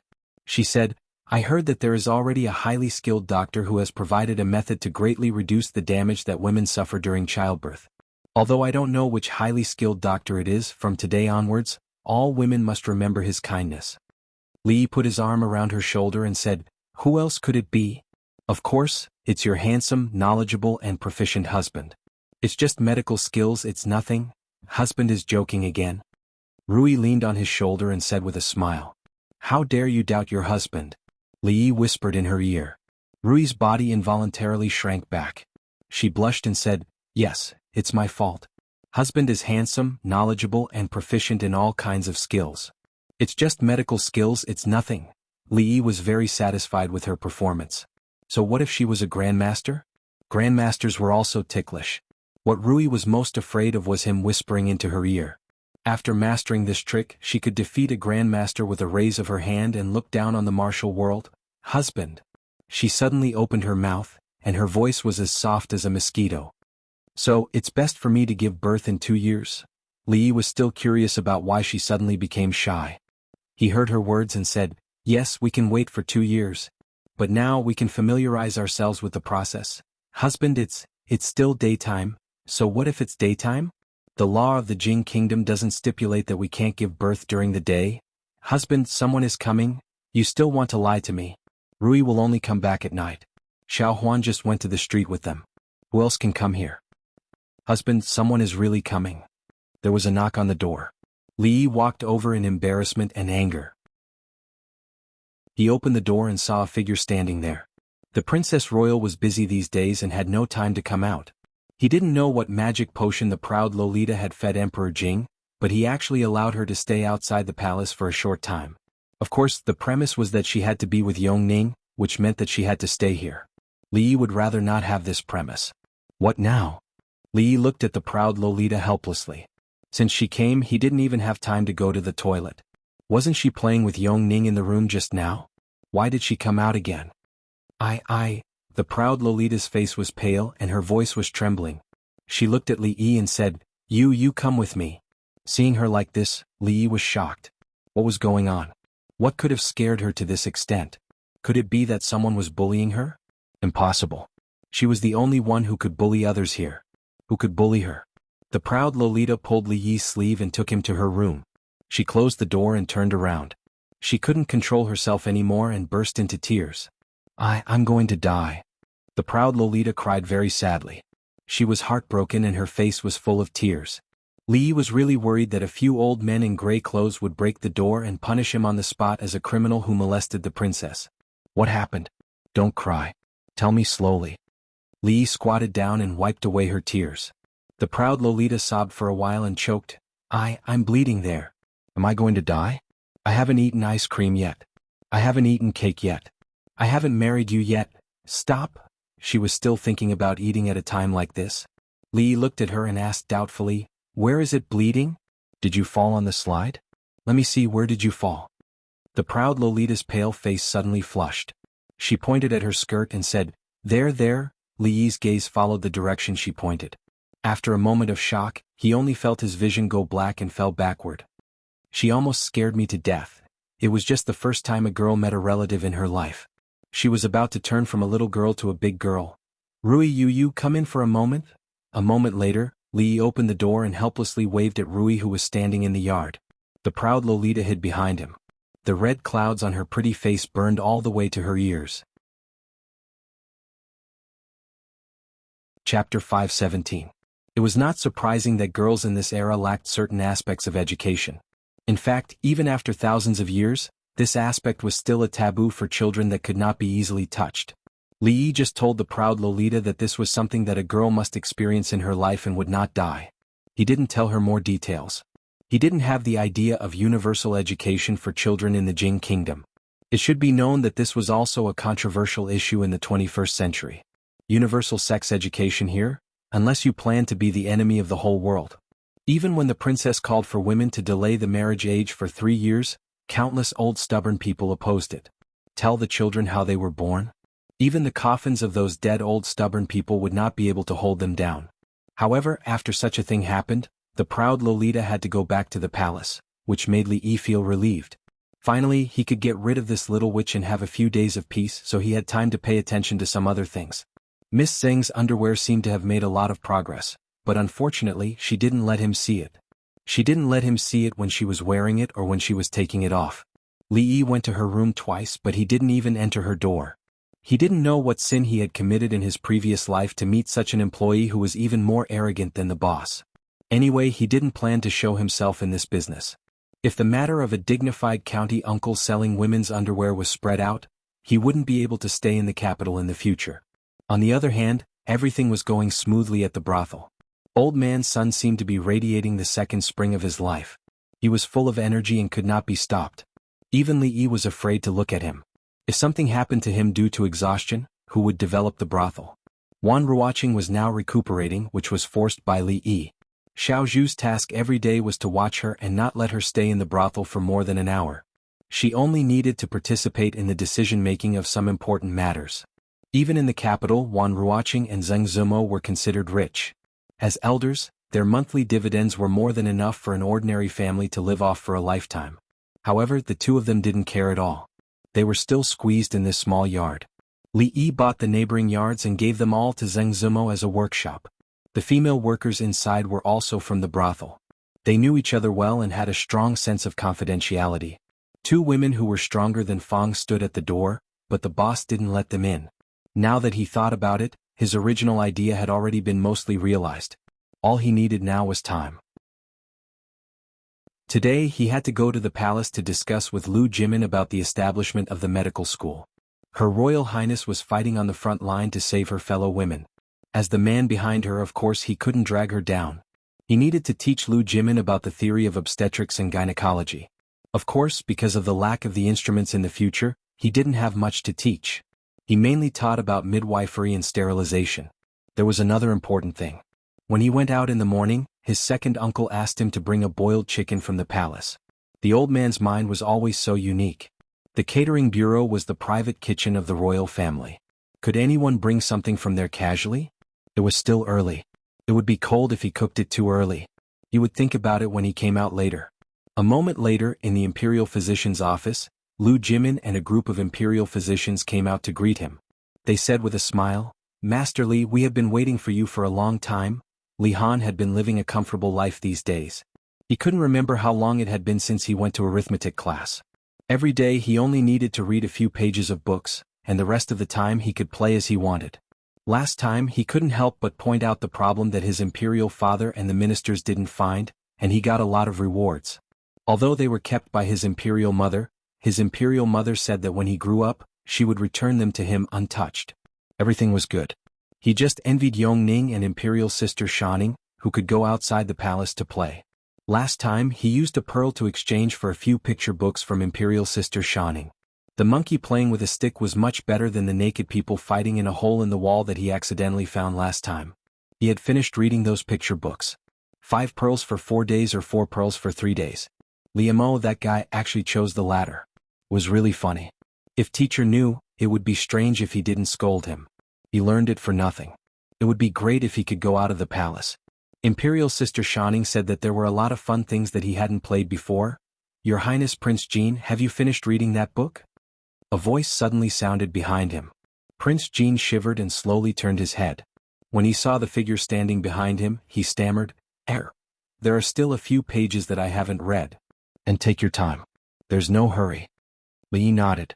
He had to admit that there were still geniuses in this world. Prince Jean said that there were still a few pages that he hadn't read, which meant that he had already understood the previous pages. It had only been a few days.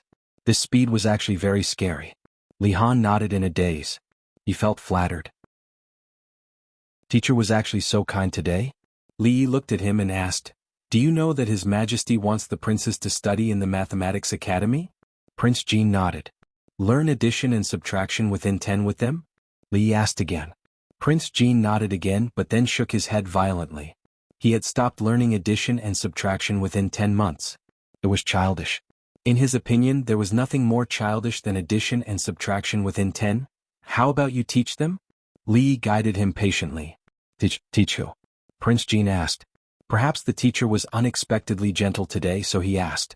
Li Yi looked at him and said, "Consider them the new students of the Mathematics Academy." Prince Jean was stunned for a moment. Then he shook his head repeatedly. "No, I can't. How can I teach others? It's too difficult." Although Prince Jean was only a 10-year-old child, he had no problem teaching students who had never been exposed to the new mathematics. "Is it difficult?" Li Yi looked at him and asked, "Compared with the book you are reading now, which one is more difficult?" "It's difficult to teach others," Prince Jean said hesitantly. "How difficult?" Li Yi couldn't give up on this little fatty. He didn't plan to be a supervisor of the academy for the rest of his life. When Prince Jean was able to take charge, he could retire in peace. However, according to the current situation, the little fatty still had a long way to go before he could take charge of the academy. It's difficult, Prince Jean said while gritting his teeth. Fatty must die. It may be heavier than Mount Tai or other mountains. Li patted him on the shoulder and said, which mountain do you want it to be heavier than? Mount Tai or other mountains. What's the difference? Prince Jin's fat face showed some confusion. Mount Tai is the head of the 5 mountains. It's heavier than other mountains. Li looked at him and said, there are valuable deaths and useless deaths. Besides, I'm not asking you to die. Think about it. If you become a teacher, you will be the superintendent of the Mathematics Academy, and you will decide how many little red flowers you will get. If anyone disobeys you, you will beat him with a board. If you don't like someone, you will give him a hard time. If I don't like someone, I will give him a hard time? Prince Jin's eyes lit up. You are the superintendent of the Mathematics Academy. Everything is up to you. You can give people a hard time, even if they are teachers of the Mathematics Academy. Li nodded. Prince Jean looked up at Li with a strange light flashing in his eyes. Okay. Chapter 518. You are worth teaching. Li was very satisfied with the little fatty's performance. He patted him on the head and said, today I will have the textbooks you will be teaching sent to the palace. You should familiarize yourself with the content in the next few days and think about how to teach them. Monarch Jean raised his head and asked expectantly, can I really be the superintendent? You are a prince and a teacher of the School of Mathematics. As long as your mathematics skills are much better than others, who would dare to object to you being the superintendent? Li felt like a big bad wolf now. However, the name of superintendent did not sound good. It sounded like a eunuch in charge of the School of Mathematics. It was inauspicious. The mention of the word always reminded him of Changda's old face. Next time he suggested to the old emperor that he should change the title of superintendent to dean. Superintendent. Monarch Jean nodded fiercely. I will. Li suddenly sniffed and asked, what's that smell? Monarch Jean was startled. Then he waved the food box in his hand and said, I just got the poached chicken from the dining hall. I haven't had time to eat it yet. Poached chicken? Li looked at the food box in Li Han's hand and murmured, you are so fat at such a young age. How will you look in the future? As a teacher, he not only had to care about his students' studies, but he also had to care about their lives and health. Li touched Monarch Jin's head and said, in the future you should exercise more and eat more fruits and less meat. Only with a strong body will you have the strength to learn more advanced mathematics. Monarch Jean looked at the teacher's back as he walked away. His hands were empty. The poached chicken that he pretended to be in the food box had flown away. He swallowed his saliva and his face showed confusion again. Didn't I say that it's better to be heavier? In the political hall, Emperor Jing was expressionless. All the officials were silent. The Princess Royal Highness frowned, and a white-haired old man in front of the hall was spitting. Ridiculous, this is ridiculous. The old man's face was filled with anger. He waved his sleeve and said, obey your father at home, obey your husband when married, obey your son when your husband is dead, these are the 3. Marriage is an important matter, how can it be treated as a child's play? A girl not getting married at the age of 16 is an evil act that will shake the foundation of the country. Your Majesty, please reconsider. Emperor Jing remained silent, and the officials did not speak either. The entire court had clearly become the old man's one-man show. All the officials and generals in the court looked at each other, then at the old man who was still talking, and continued to remain silent. The Empress and Her Royal Highness the eldest princess asked for permission for the women to delay the age of marriage until after the age of 16. They also urged the Imperial Physician Bureau to do many things to reduce the possibility of a woman dying from a difficult birth. This matter had already spread throughout the entire capital. From the noble ladies to the common women, there was no one who was not grateful. Her Royal Highness the eldest princess had an unparalleled reputation among the women of the capital. Even they shuddered when they saw the statistics. Women giving birth was the gate of death. This was a well-known fact. However, no one had thought that the crux of the matter was the age of childbirth. The population was important, but this matter involved the Empress and the eldest princess. Even the Emperor seemed to have a tacit attitude. Other than those highly respected scholars who dared to say anything. Besides, who didn't have a girl in their family? One wrong word and the women in the family would probably rebel. Shaking the foundation of the country? Isn't great scholar Han being too alarmist? Emingzi looked at the old man and said in a cold voice, "When a woman gets married at the age of 13, 3 or 4 out of 10 will die from a difficult birth. If it is delayed by 3 years, it will be reduced to less than 10%. If it is supplemented by the scientific midwifery methods of the Imperial Physician Bureau, it will be even lower. If this is carried out, how many less women will there be in the world? Besides, after this is carried out, it can also encourage women of the right age to have more children. The court will give additional subsidies to increase the population. How can this shake the foundation of the country?" Because she knew that this matter would encounter a lot of resistance, Emingzi had already made preparations before entering the court. If something goes wrong without confirmation, who can bear the responsibility? Great scholar Han faced Emperor Jing and said loudly, "Women are not allowed to participate in politics. This is an ancestral rule. How can women talk nonsense in the court?" Mingzhu's expression gradually turned cold. She asked, "Great scholar Han, do you want to disregard the lives of the young women of the Jing kingdom?" The old man said passionately, "Men are the masters and women are the assistants. It is the duty of a woman to bear children for her husband and carry on the family line for her husband. The royal family should set an example for the world. Why is Her Royal Highness unmarried at the age of 18? Is this the example of the royal family?" One was the eldest princess of the court, and the other was a famous scholar. The two of them opposed each other fiercely and did not give in to each other. The court officials looked at each other. Although the princess was a woman, she did not lose to a man in terms of toughness. Great scholar Han was also famous for being stubborn. He had repeatedly obstructed the emperor's new policies. Even the two prime ministers lowered their heads and did not speak. There was no one else who dared to reprimand the royal family in the court like this except for him. "Are you saying that I, a woman, was born to be a tool to carry on the family line, and a woman's life is not important?" Mingzhu's eyes flashed coldly as she looked at the old man and asked. The old man said righteously, "For the sake of the country, what's wrong with making some sacrifices?" "Old thing, say one more word." Under the gaze of Emperor Jing and the officials, the eldest princess pointed at Great Scholar Han's nose and said something that made everyone dumbfounded. Great Scholar Han's face was pale, and his lips were trembling. As a great scholar, he was called an old thing by a princess in front of the emperor and the court officials. Among the great scholars of the Jing kingdom besides him, who else had such treatment? As a princess, how can you say such filthy words? His body was trembling and his voice was also trembling. Her Highness did not say a word and walked straight to Great Scholar Han's side. Emperor Jing's expression suddenly changed and he said, Quickly stop Emingzi." By the time they realized that something was wrong, the guards had already come in from outside the door. Everyone knew Her Highness's temper. Although she was usually gentle and humble, if she was really angry, it was possible that she would kill Great Scholar Han with a sword in the court. Fortunately, weapons were not allowed in the Golden Hall. A guard stood in front of Emingzi and said in panic, "Your Highness, you can't." Then he stopped in his tracks as if he remembered something and looked at the saber at his waist. Coincidentally, Emingzi also looked in that direction. Swoosh! A silver stripe flashed, and the court officials only saw a bright light in front of them. Great Scholar Han fell to the ground on his butt. His hair was messy and his bun was untied. His white hair danced in the air. Some of the court officials' legs were already trembling. Her Highness, she really dared to do it. Although she only chopped off Great Scholar Han's hair, this was the Golden Hall. Emperor Jing stood up from the dragon throne, rubbed his eyebrows and said, "We will discuss this matter tomorrow. Someone come, take Her Highness away, and summon the imperial physician."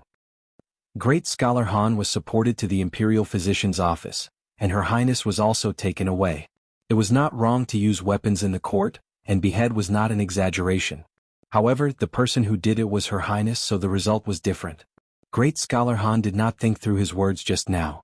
Women were only tools to carry on the family line, so a woman's life was not important? Her Highness was not a woman? Her Majesty the Empress was not a woman? Great Scholar Han's mother was not a woman? No one knew how His Majesty would punish Her Highness, but Great Scholar Han's nightmare had just begun. Thinking of Her Highness's influence among the women in the capital, everyone's heart trembled. Emperor Jing's face was gloomy, the officials whispered, and the censors rubbed their palms. The court was in a mess because of Her Highness's stunning saber strike. Pfft! Li Yi spat all the water in his mouth onto Li Xian's face. He asked in shock, "What did you say? Emingzi killed Great Scholar Han in the court?" Chapter 519. I didn't chop him to death. Li Xian shook his head and said, "It's just a rumor. I didn't see it with my own eyes. It said that great scholar Han dodged quickly and only cut off some of his hair. He was not injured but he was scared. I heard that he peed his pants. Dodged quickly?" Li Yi shook his head. If Emingzu really wanted to chop an old man who couldn't even walk properly, how could he dodge it? He looked at Li Xian again and asked, "Is he really a great scholar to say that in front of so many officials?" Li Xian thought about it and said, "Great Confucian Han has some knowledge, but he's very stubborn and inflexible. He's conservative and has criticized Uncle Huang's decrees many times. Although it was proven that he was wrong in the end, this bad habit of his never changed. But this time he obviously chose the wrong person. You don't know that when King of Shu and several princes were young, they secretly cut off a strand of Mingzhu's hair. She broke 2 of King of Shu's ribs in front of concubine Shui. None of those princes were left behind. They still avoid her when they see her." Li Yi shook his head. Even an old man had to be smart. It was normal for women to have a low social status in this society, but not everything could be said. In order to control her marriage, Her Royal Highness had just awakened her feminist consciousness. She would kill anyone who stood in her way. The old man actually dared to mention why she was not married in the court. Wasn't he tired of living? It seemed that the level of the great scholar in the Jing kingdom was really uneven. It was not that one could be called a great scholar after reading more books and being a little older. They should really set up an assessment system for the great scholar. Those who were unqualified would have their licenses revoked, those who didn't have a license would have been arrested, and those who had a license would have their licenses revoked again. Where's the princess? She hasn't been arrested and sent to the Supreme Court, has she? Li Yi turned to ask Li Xian.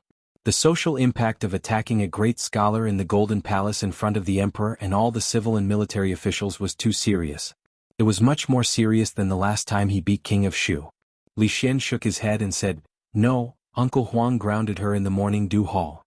Li Yi was stunned. Wasn't the morning dew hall Mingzhu's bedroom? What was the difference between this and no punishment?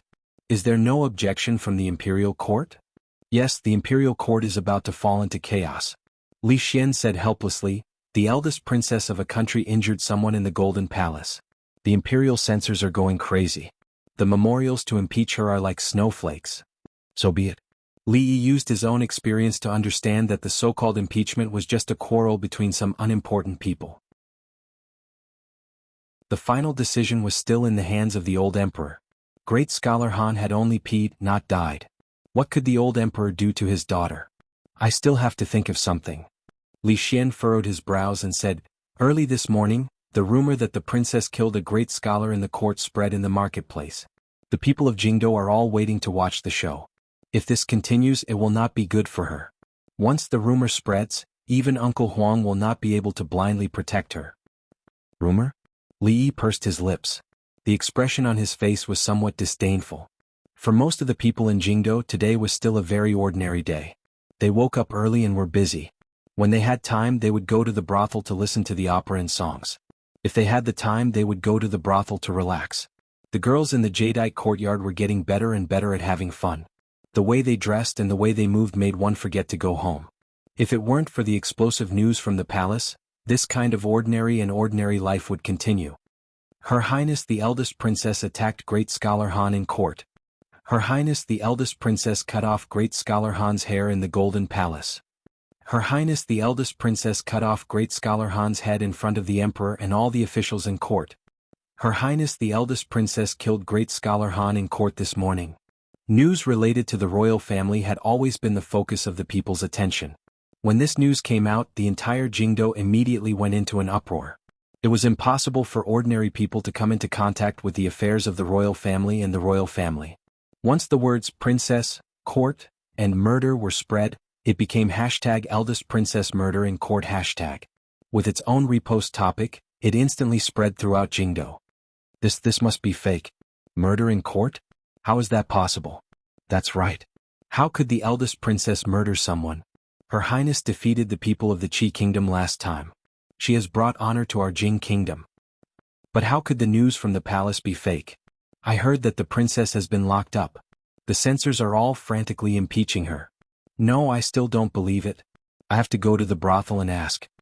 The status of the eldest princess in the hearts of the people was higher than that of most of the princes. As the only woman among the three heroes of Jingdo, she had crushed the conspiracy of the people of the Qi kingdom and saved the face of the country. Her outstanding strength, beauty, and wisdom had attracted countless fans in Jingdo. Although the news was explosive and the news of the eldest princess killing someone had spread like wildfire, the people in Jingdo were generally of a higher quality. They would have their own judgment when they encountered something, let alone such a thing that sounded like a fantasy story. For them, how to distinguish between rumors and facts, they only needed to go to the brothel and listen. We don't produce rumors, we're just the transporters of facts. This was the principle of some of the brothels in the capital. Compared to the black brothels that talked nonsense and used rumors and sex to attract people, those brothels were simply a clean stream. Because they never believed in rumors and didn't spread rumors, the storytellers often criticized the evils of the times with reason and evidence. Gradually, they gained the trust of the people in the capital. Not long after, someone came out of the brothel with a look of realization on his face. So that's how it is. Great scholar Han didn't die. He just wet his pants out of fear. Her Highness did use a knife, but if she was a woman she probably couldn't help but hack that so-called great scholar to death, right? No matter what, it is taboo to use weapons in the court. Her Highness is in big trouble this time. Rumors were rumors after all. Some people came out of the brothel, and at the same time, some people learned the truth from other channels. Great scholar? How dare he say such things? Her Majesty the Empress is also a woman, and so is great scholar Han's mother. Does he have the guts to say such things in front of them? A tea seller on the street shook his head and said, "Damn it, Her Majesty the Divine Empress is also a woman. How dare that Han insult Her Majesty?" On the street, a young man in ragged clothes but with a sharp gaze cursed in a low voice. Why do I feel that he is right? What are women for if they don't bear children?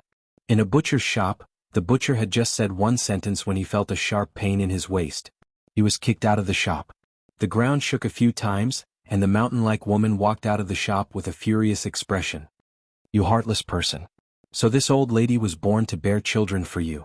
The butcher's expression changed a few times and he hurriedly explained, No, listen to my explanation." I won't listen. The woman shook her head fiercely, and the flesh on her body trembled. She angrily cursed, "This old lady's life isn't important. This old lady will sit on you and kill you." The ground shook again, and the surrounding men suddenly found it difficult to breathe. Their lips were dry and their faces turned pale. Chapter 520. Tell me, how could Her Royal Highness kill people? Is she still a woman? The hunchbacked old woman walked along the wall with a basket in her hand. She shook her head and sighed. She had just heard the news when she was buying groceries. She heard that people's heads were chopped off and rolled a few feet away. Even Qin Xiang's face was covered in blood. It was scary just thinking about it. When she walked to a certain place she was blocked by the crowd. She saw a group of young girls gathered around the wall. They stuck their heads out and chattered about something. What's going on? The old woman pulled a young woman and asked. It's Grandma's son. The young woman looked inside and said, It's the government's notice. It says that it's best for us women to have children after the age of 16. Otherwise it's easy to have a difficult birth. I heard that 3 out of 10 women who have children at the age of 13 or 14 don't survive. The woman touched her chest and said with lingering fear, Isn't that right? I remember when I gave birth to our Ming-er, I was only 14. I was half a step into the gates of hell. It wasn't easy to save my life and I was sick for half a year. Look at that girl from the Qin family. She only got married at 18, and only gave birth 3 years after she got married. She was laughed at because of this, but other people can walk the next day after giving birth. Her Royal Highness is still the best. She spoke for us women. She said that we can only get married after the age of 16 so that we can have a good birth. She also asked the imperial doctor to help us think of a way. In the future it won't be so scary to have children. Unlike that guy surnamed Han. He said that the role of us women is to give birth to children. Her Royal Highness was so angry that she took a knife to scare him. She was even locked up by His Majesty. Tell me, why is there no reason for us women in this world? She wanted to say something more but was pulled by the people next to her. A woman came over and whispered, Don't talk too much, Grandma's son. Grandma's son's 13-year-old daughter died a few days ago due to a difficult birth. The woman's expression changed and she didn't dare to speak anymore. The old woman stood there in a daze. The basket in her hand fell to the ground. After a moment, a cry suddenly came from the crowd. My poor Lian. My Xiaofeng just got pregnant a few days ago. She's only 13. At the edge of the crowd, another woman's expression changed. For the men of the capital, today was destined to be an unforgettable day. He did not know why his wife, who was usually gentle and virtuous, had a sorrowful expression on her face today.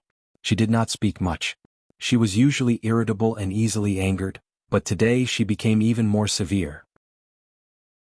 If she did something wrong, she would be reprimanded, and if it was serious, she would be beaten and scolded. Rumor had it that Butcher Zhang, who lived in the east of the city, was straddled by his fierce wife on the street. Butcher Zhang's wife was even sturdier than his family's pigs.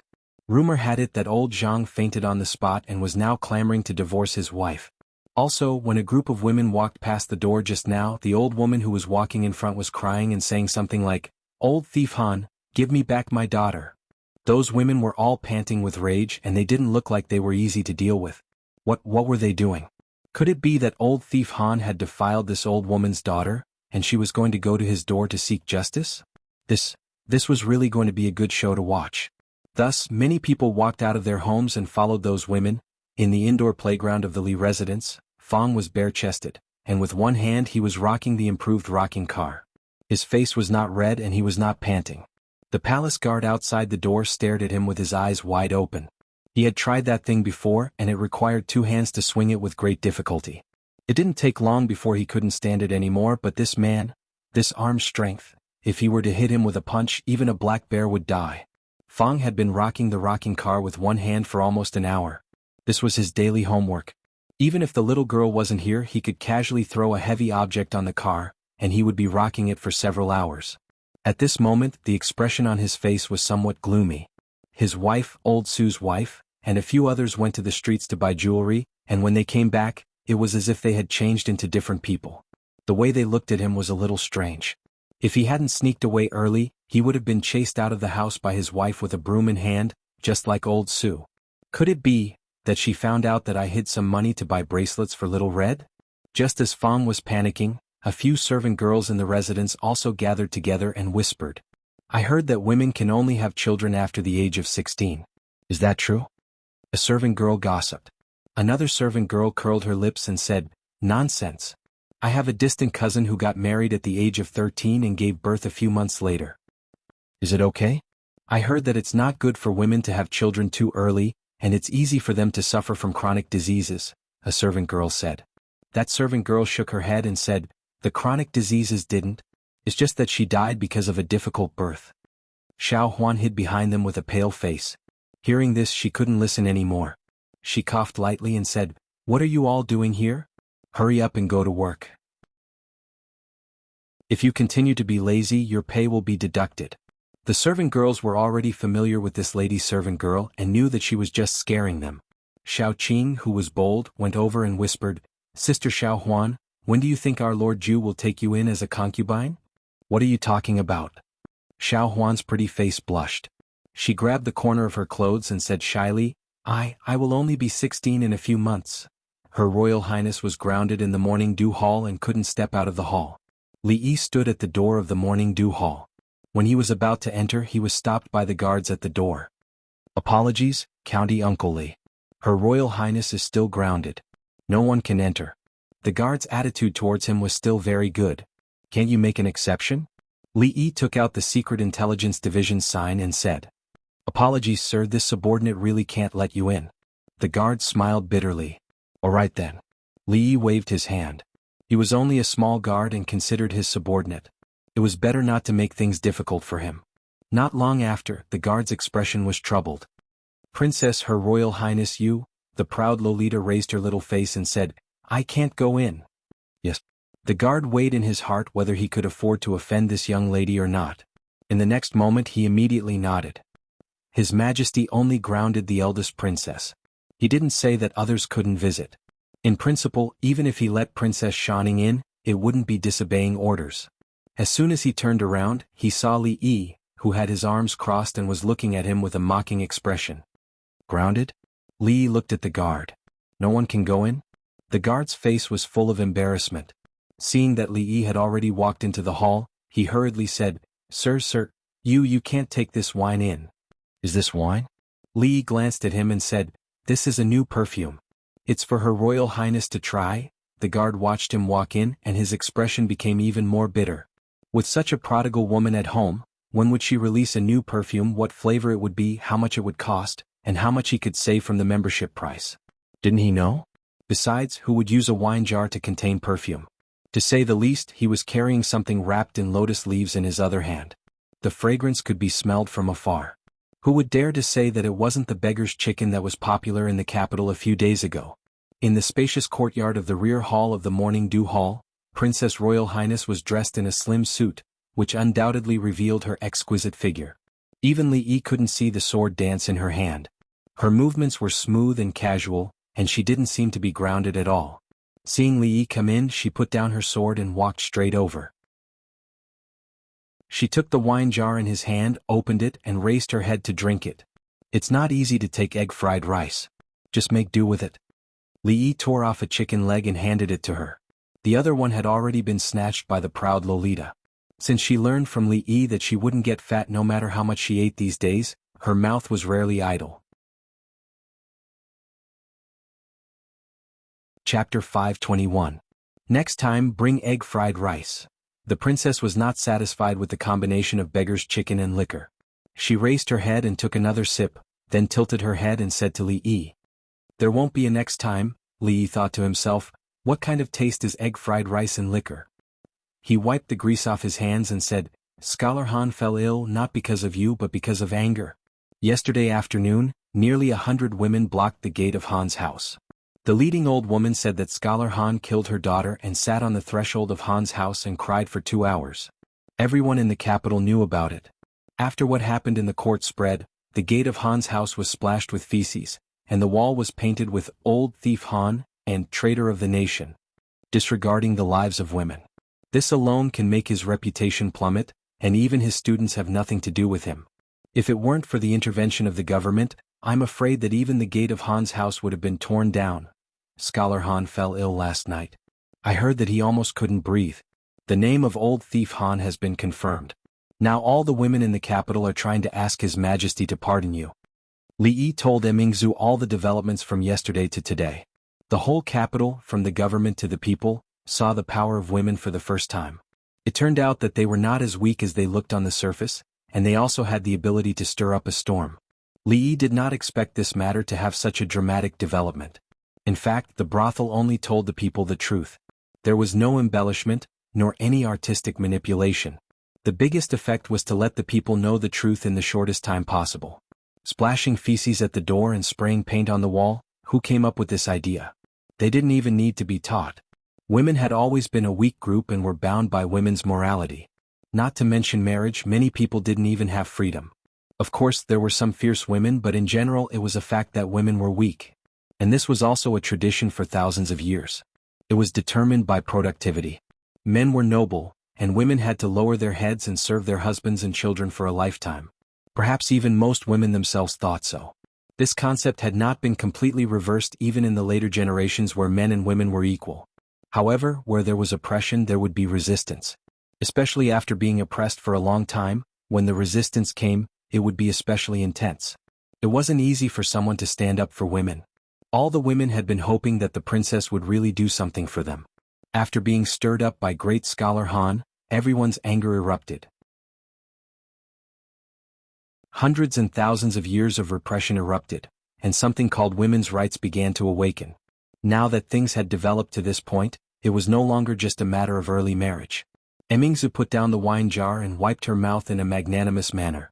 Having such a stubborn old man in the imperial court will only bring more harm than good. At this moment, the imperial court is probably in an uproar. Not only the ordinary women, but the women of the noble families are also complaining. They are all going to the empress to remonstrate. Some of the concubines even reported the matter to the Empress Dowager. Even the Empress Dowager, who has been cultivating Buddhism for a long time, specially sent a decree to ask His Majesty. Li looked at her and said, "If this continues, I'm afraid it won't end well." This was all what Li Yi heard on the way here. It was already a big matter to use a knife against an official in the imperial court, and it involved the eldest princess. Coupled with the chaos of the Han family yesterday, it would be a wonder if the imperial court was peaceful today. Did you really not do what happened to the Han family? The eldest princess glanced at him and said. Li Yi was stunned for a moment and said angrily, Do I look like that kind of person? It doesn't matter. I'm not blaming you. Her Highness patted his shoulder and said, It's all that Han guy's fault. Thank you. Li Yi's guess was right. Today the imperial court was indeed not peaceful. It was not only Emperor Jing who had a headache. Now that things had developed to this point, the officials also felt a headache. In just one day the entire capital was in chaos. Rumors were everywhere and the people were angry. How His Majesty punished the eldest princess was no longer the important point. The important point was that if this went on, something big would happen. An old man held a ceremonial tablet and said righteously, Your Majesty, the eldest princess has no regard for the law. In the imperial court, she publicly committed violence and assassinated an official in front of the civil and military officials and His Majesty. This behavior is so vile that it will not appease the people if she is not severely punished. All the officials shook their heads. Even now he was still holding on to this matter. Did this old man not understand the situation? Great scholar Han had already been cursed by the people. The problem now was not how to punish the eldest princess, but how to appease the people's anger. Great scholar Han's words yesterday had completely pushed the imperial court to the opposite side of the people. The purpose of women's existence was to give birth? The lives of women were not important? Otherwise, why would the imperial court insist on early marriage and early childbirth, knowing that women could easily die from dystocia if they married early? Did the imperial court not see women as human beings? No one could take the blame for this. They could not, and His Majesty could not. Now it was only the capital. After a few days, when the news spread to the other counties, the impact would be even greater. At that time it would really be chaos. Didn't he see that even the imperial censors had calmed down and didn't mention the matter of the eldest princess anymore? At this delicate moment, if this old official still couldn't understand the situation, then official Han would be a good example. Deputy Minister Ma stood in the crowd and lowered his head in silence. Not only him, but all the censors and the imperial censor had been given a death order. Today in the imperial court, they were not allowed to mention the eldest princess again. He knew the situation in the capital better than anyone else. After this matter, great scholar Han's reputation could be said to be ruined. The status of the eldest princess in the hearts of the people of the capital, especially the women, had long reached a new height. Whoever held on to this matter would be like great scholar Han, nailed to the pillar of shame by the people of the capital. He did not want to experience the feeling of being hated by the people a second time. Just when the court officials were abnormally quiet, a figure walked out. Your Majesty, the only thing we can do now is to appease the people first, then we can discuss other things. Prime Minister Qin raised his head and slowly said. Prime Minister Qin's words are reasonable. I second it. The old man who had just spoken had long been forgotten. After Prime Minister Qin took the lead, the court officials stood up one after another. They avoided talking about the eldest princess and pulled the topic back to the main point they should be concerned about. Emperor Jing took a deep breath. Regarding this matter, my dear officials, do you have any suggestions? I think that the eldest princess's remonstrance yesterday was very reasonable. Prime Minister Qin said, although it is important to increase the population, we cannot disregard the lives of women because of this. Moreover, Her Highness has already given us a way to solve both problems. The people of the capital are already angry, and the implementation of this system cannot be delayed. Prime Minister Qin and Prime Minister Shen were the heads of all the officials. Prime Minister Shen was low-key and rarely spoke out unless it was a big matter. Most of the officials followed Prime Minister Qin. Following the Prime Minister, they would not make a big political mistake, right? As soon as Prime Minister Qin said this, countless people agreed. Seeing that everyone seemed to have a tacit understanding to avoid the eldest princess, it was indeed not the right time to mention it again. Emperor Jing, who originally wanted to easily let this matter go, had no choice but to suppress this idea. Chapter 522. In the morning dew hall, when the arrogant Lolita tore off a small piece of chicken and insisted on stuffing it into Li Yi's mouth, Li Xian strode in, and his face did not look very good. How's the situation in the court? Li Yi looked at him and asked. Li Xian was not surprised to see Li Yi here. He said with a slightly angry tone, postpone the age of marriage for women to 16 years old, encourage women of the right age to have more children, urge the Imperial Physician Bureau to improve the method of midwifery, and train professional midwives. These are settled and will be implemented soon. Li Yi thought that in this way, with the help of this trend, he could open a high-end confinement club in the capital. Wouldn't he make a lot of money? However, these things that Li Xian just said were what Her Royal Highness wanted to do. There was no reason for the court to implement the policy. Li Xian still had the same expression. Li Yi thought for a moment, looked at him and asked, "The princess's house arrest?" Li Xian said angrily, "No one has mentioned it for the time being. I'm afraid that when this storm is over, they will still not give up easily." Her Royal Highness took great credit for this matter. In the final analysis, it was also because of this matter that Her Royal Highness almost hacked great scholar Han to death in the court. It was a major event related to the people's livelihood, and it was decided in this way. However, it was a bit like burning the bridge after crossing the river. But thinking about it, it was normal. After all, Her Royal Highness was the first to hack people in the Golden Hall with a knife. It was unprecedented, and probably no one would do it in the future. If they did not punish her severely, and someone followed her example in the future, wouldn't the officials' heads be hung on their belts when they went to the court? In this case, I can only add more fuel to the fire. Li Yi stopped the arrogant Lolita from stuffing the chicken but into his mouth and thought so. What do you think about this matter? Li Xian sat down and looked at Li Yi and asked. Mingzhu's expression did not change, but her eyes were looking at him as well. As one of the three pests of the capital, the three heroes, the most sinister and cunning among the three heroes of the capital, Li Yi thought for a bit, looked at Mingzhu and said seriously, "How about I bring you a bowl of egg-fried rice next time?" The capital had not been peaceful for the past 2 days. County Magistrate Lu, who had just been promoted to the capital magistrate not long ago, was having a headache. Just now, a yamen runner came to report that there were 2 in-laws in the eastern part of the city fighting over their children's marriage, and the matter was brought to court. Since yesterday, this was already the 5th case of in-laws turning against each other. The cause of the case was surprisingly the same. The bride said that her daughter was too young and wanted to wait for 2 to 3 years before getting married. Naturally, the groom did not agree. The betrothal gifts had already been given, and they were just waiting for the bride to marry. What was the meaning of delaying the marriage for 2 to 3 years? If the news got out, where would they put their faces? The bride also had a legitimate reason. The imperial court had said that 3 out of 10 women would not survive if they gave birth at the age of 13. My daughter is only 13 this year. If you want my daughter to marry the groom, it is equivalent to asking my daughter to die. No matter what, she is my daughter. If anyone wants to hurt her, I will scratch him to death. County Magistrate Lu touched the fingernail mark on his neck and gasped in pain. This was the result of the fight between the 2 families in the court yesterday. He went up to persuade the 2 families, but was accidentally scratched by the shrew. At night, when he was being intimate with his wife, he explained for a long time. He didn't know why, but she, who was always reasonable, became extremely grumpy these days. Not only did she not believe him, but she also framed him by saying that it was the evidence of him going out to flirt. County Magistrate Lu had no choice but to scratch himself again to show his innocence. Even now it was still burning. He began to miss the days when Louis was here. How could he deal with such a small matter? The imperial court is about to issue a law. From now on, women in our Jing kingdom can only get married at the age of 16. Those who violate this law are disobeying the imperial court and the law. Ordinary people couldn't stand this kind of intimidation. After saying these words, the groom left dejectedly. The bride, on the other hand, beamed with joy and shouted that she was just and honorable, which slightly comforted County Magistrate Lu. He let out a long sigh. From the perspective of justice, the imperial court's action was good, but the real trouble was just beginning. Delaying the earliest date for a woman to get married at the age of 16 also meant that those poor families also had to raise their daughters to the age of 16. For them, this undoubtedly increased a lot of burden.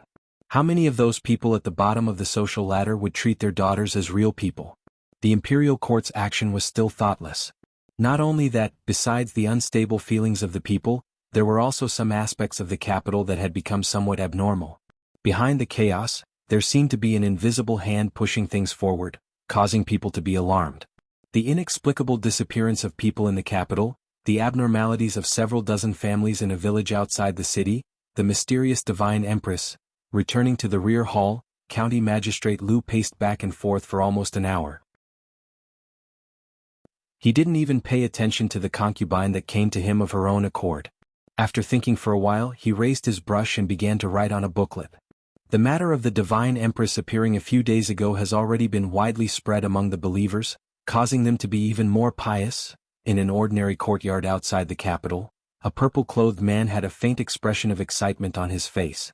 He said to the middle-aged Taoist nun, "In these past 2 days, my religion has gained more than 100 believers. From this, it seems that the great rise of the holy religion is just around the corner." "Very good." The middle-aged Taoist nun nodded and said, "But we can't be too ostentatious. This is the capital. If we were to arouse the alarm of the Jing Kingdom's imperial court, there would be countless troubles." "This subordinate understands." The purple-clothed man bowed and said these words. Then he thought of a certain matter and said, "Reporting to the Empress, this subordinate has discovered a disciple that has recently entered the religion. His ability is extremely outstanding. Half of the newly increased believers are due to his efforts. He is also a person who witnessed the Divine Empress's second appearance. This subordinate wishes to promote him to the position of yellow-clothed emissary. What does the Empress think? For such a small matter you can decide for yourself. As for the Assembly of Heroes, continue to pay attention to it." After saying these words, the middle-aged Taoist nun floated away. The purple-clothed man bowed and said, "Respectfully sending off the Empress. I and you will share the same bed as you and we will die in the same hole." The young imperial censor called Wansu was humming a tune he had just learned from a brothel. As he walked into the house, he saw his wife dressed neatly and about to leave with a maid. His expression changed and he hurriedly said, "I am my wife, you can't continue fooling around with those people. The matters of Her Highness the Princess are none of our business." The woman opposite him waved her hand and said, "I'm not going. Rui Workshop released a new perfume today. I'm going to take a look." Wansu heaved a sigh of relief. As long as she wasn't going to ask for advice on behalf of the princess, it was fine. If she was going to Rui Workshop to buy perfume, then he would buy it. His eyes widened. "There's a new perfume?" The young imperial censor's face revealed a sorrowful expression. His salary had just been issued this month. "AI, forget it, forget it. If she wants to buy it, then buy it. As long as she doesn't get involved in that matter, it's fine. Anyway, I like the smell of it." He could only comfort her like this in his heart. He squeezed out a smile on his face and said, "Then, my wife, go early and come back early." Are you going to leave just like this, never see each other again?" The young imperial censor hummed a tune as he regretted his diminishing salary. "There's a new show in the brothel?" The woman didn't leave and looked at him as she asked. Oh yes."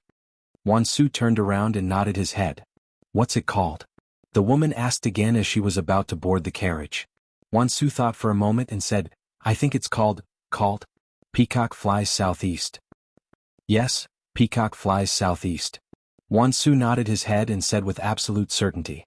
Note: the tune Imperial Censor Wan is humming is an excerpt from the U opera, Peacock Flies Southeast. Chapter 523. Have you been to the Jade Yard recently? Now what's wrong? Is there a new girl in the Jade Yard? There's no new girl, but there are a lot of new styles. It's a pity that you didn't go.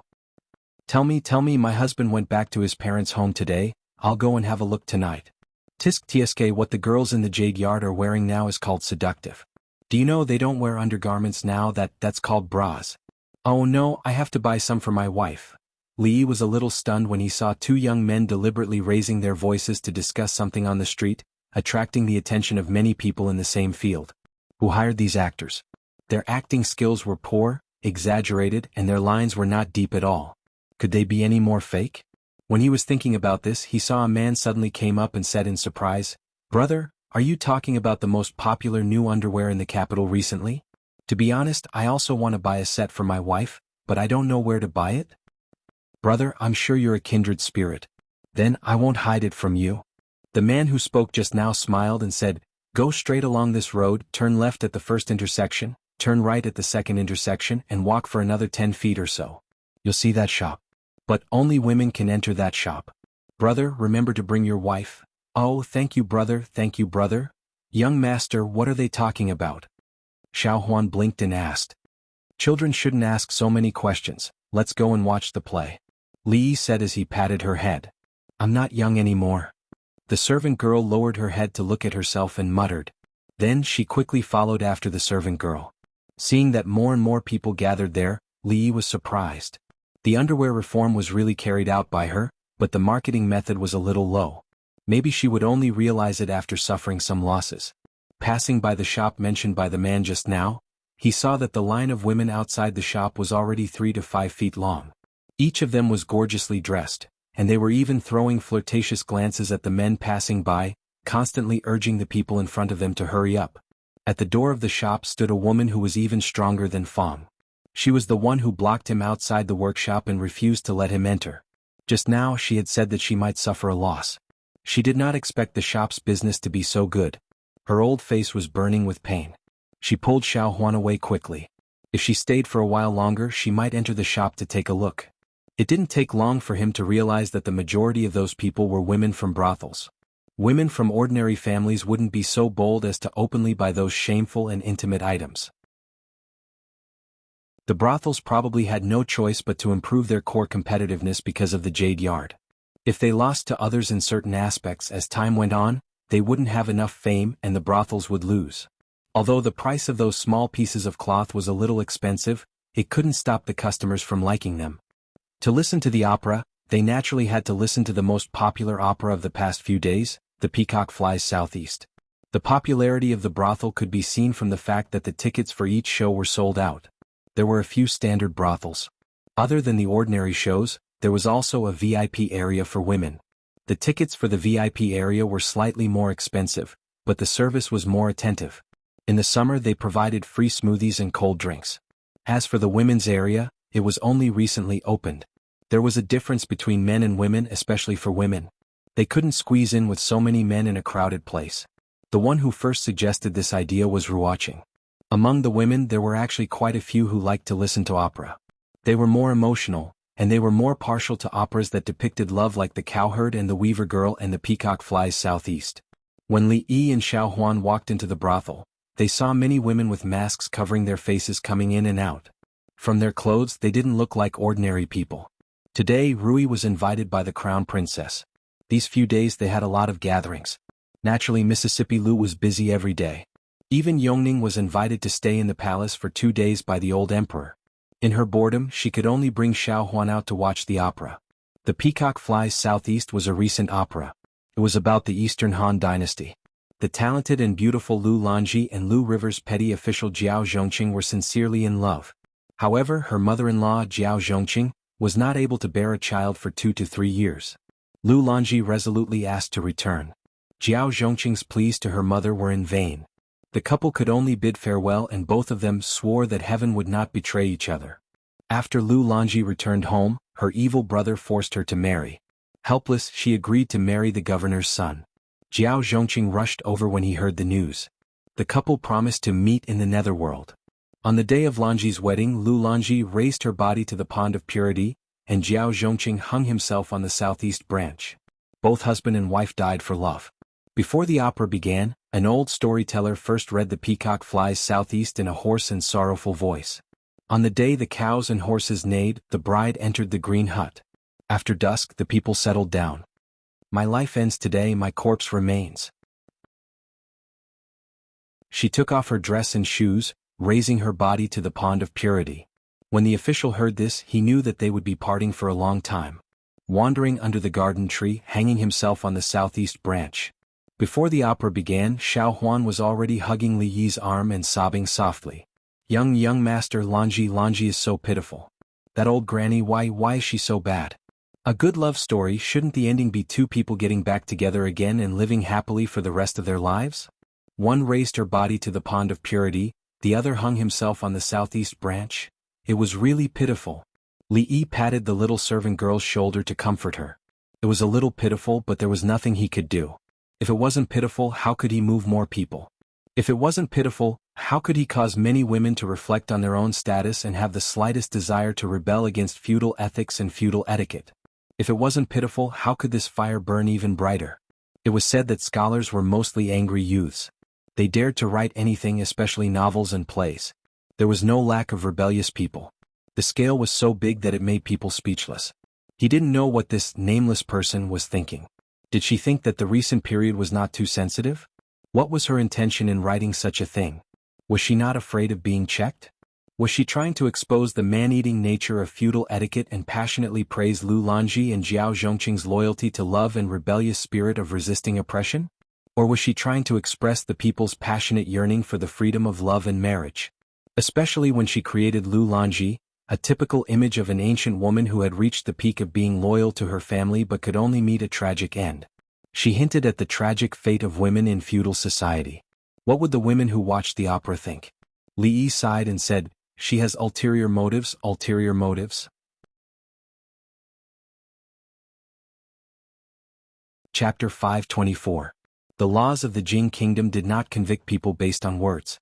As long as one did not seek death to the point of inciting rebellion, writing about the current emperor and General Su Dingyuan Longyang, or fabricating some kind of impure rumor to deliberately smear the reputation of important officials of the court, the government would not care. Furthermore, because of their profession, they could be more open-minded in places like the brothels. They could ridicule the imperial court or criticize the country's policies. No one would care about that. Some black-hearted brothels even deliberately used false rumors as a gimmick to attract customers. However, no matter how arrogant they were, they would always have scruples. Even if they really wanted to express their thoughts, they would be very vague. John Doe was very insidious. He simply wanted to see the world in chaos. By writing such plays, it was obvious that he wanted to stir up the emotions of the women in the capital. Behind this, even Li Yi himself would not believe that there was no conspiracy behind it. It was said that he anonymously submitted 2 plays to Old Sun yesterday. One was called Romance of the Western Chamber, and the other seemed to be called The Peony Pavilion. They both reflected the rebellious phenomenon of young women breaking the shackles of feudal ethics and pursuing freedom and love. On a deeper level, it would probably arouse the women to reflect on their status in society. Maybe a vigorous women's rights movement would appear. With such a grand scheme, what was the intention of this John Doe? As the big boss behind the brothels, a good citizen of the Jing kingdom, and one of the top 10 outstanding youths of the country in the second year of the Jinghe period, could he spread such plays that disturbed the stability of the country and destroyed the harmony of society, and let the evil plan of the John Doe succeed? The answer was obvious. Xiao Huan wiped her tears while listening to the play. In the women's theater next door, there was also a play called The Peacock Flies to the Southeast. There were almost no empty seats in the hall. It was unknown how many women recalled their love that had died before it had even sprouted. Under the curtains, their eyes were already full of tears. Lu Lanji's tragic fate resonated with many people. As women, was their fate destined to be like this? Her Royal Highness was the first to stand up for women. But now, Her Royal Highness was imprisoned in the palace, and even the most basic freedom was taken away. After Her Royal Highness, who would think for women? Should they maintain the status quo or strive to fight for something that should belong to them? Countless women fell into confusion. This Lu Dao is also somewhat talented. Emperor Jing opened a memorial, looked at it, and nodded. If I remember correctly, he should have been the Anxi County magistrate before. Changde nodded and said, yes, Lu Dao was the former Anxi County magistrate. He was transferred to the capital a few months ago. Anxi County is full of talents. First there was Lu Yi and now there is Lu Dao. County Magistrate Jing Lu. Emperor Jing boasted a little and said, the court officials are good at making decisions on important matters and overseeing the overall situation. It is inevitable that there will be omissions in these areas. Although Li Yi had long reminded me, other than him only Lu Dao thought of this point. So, according to what he said, this law will be enforced in Jingdo. In the other provinces and counties, the force will be slightly lighter. With that he began to draft the edict. Suddenly a figure walked in from outside the hall. Changde opened his mouth and was about to speak, but the woman waved her hand. He immediately closed his mouth and left without a trace. Emperor Jing finished drafting the imperial edict and found that the surrounding atmosphere was a bit strange. When he looked up, he said in surprise, why is the empress here? The beautiful woman dressed in palace attire and wearing a phoenix crown looked at Emperor Jing and said directly, Your Majesty, when do you plan to release Emingzu?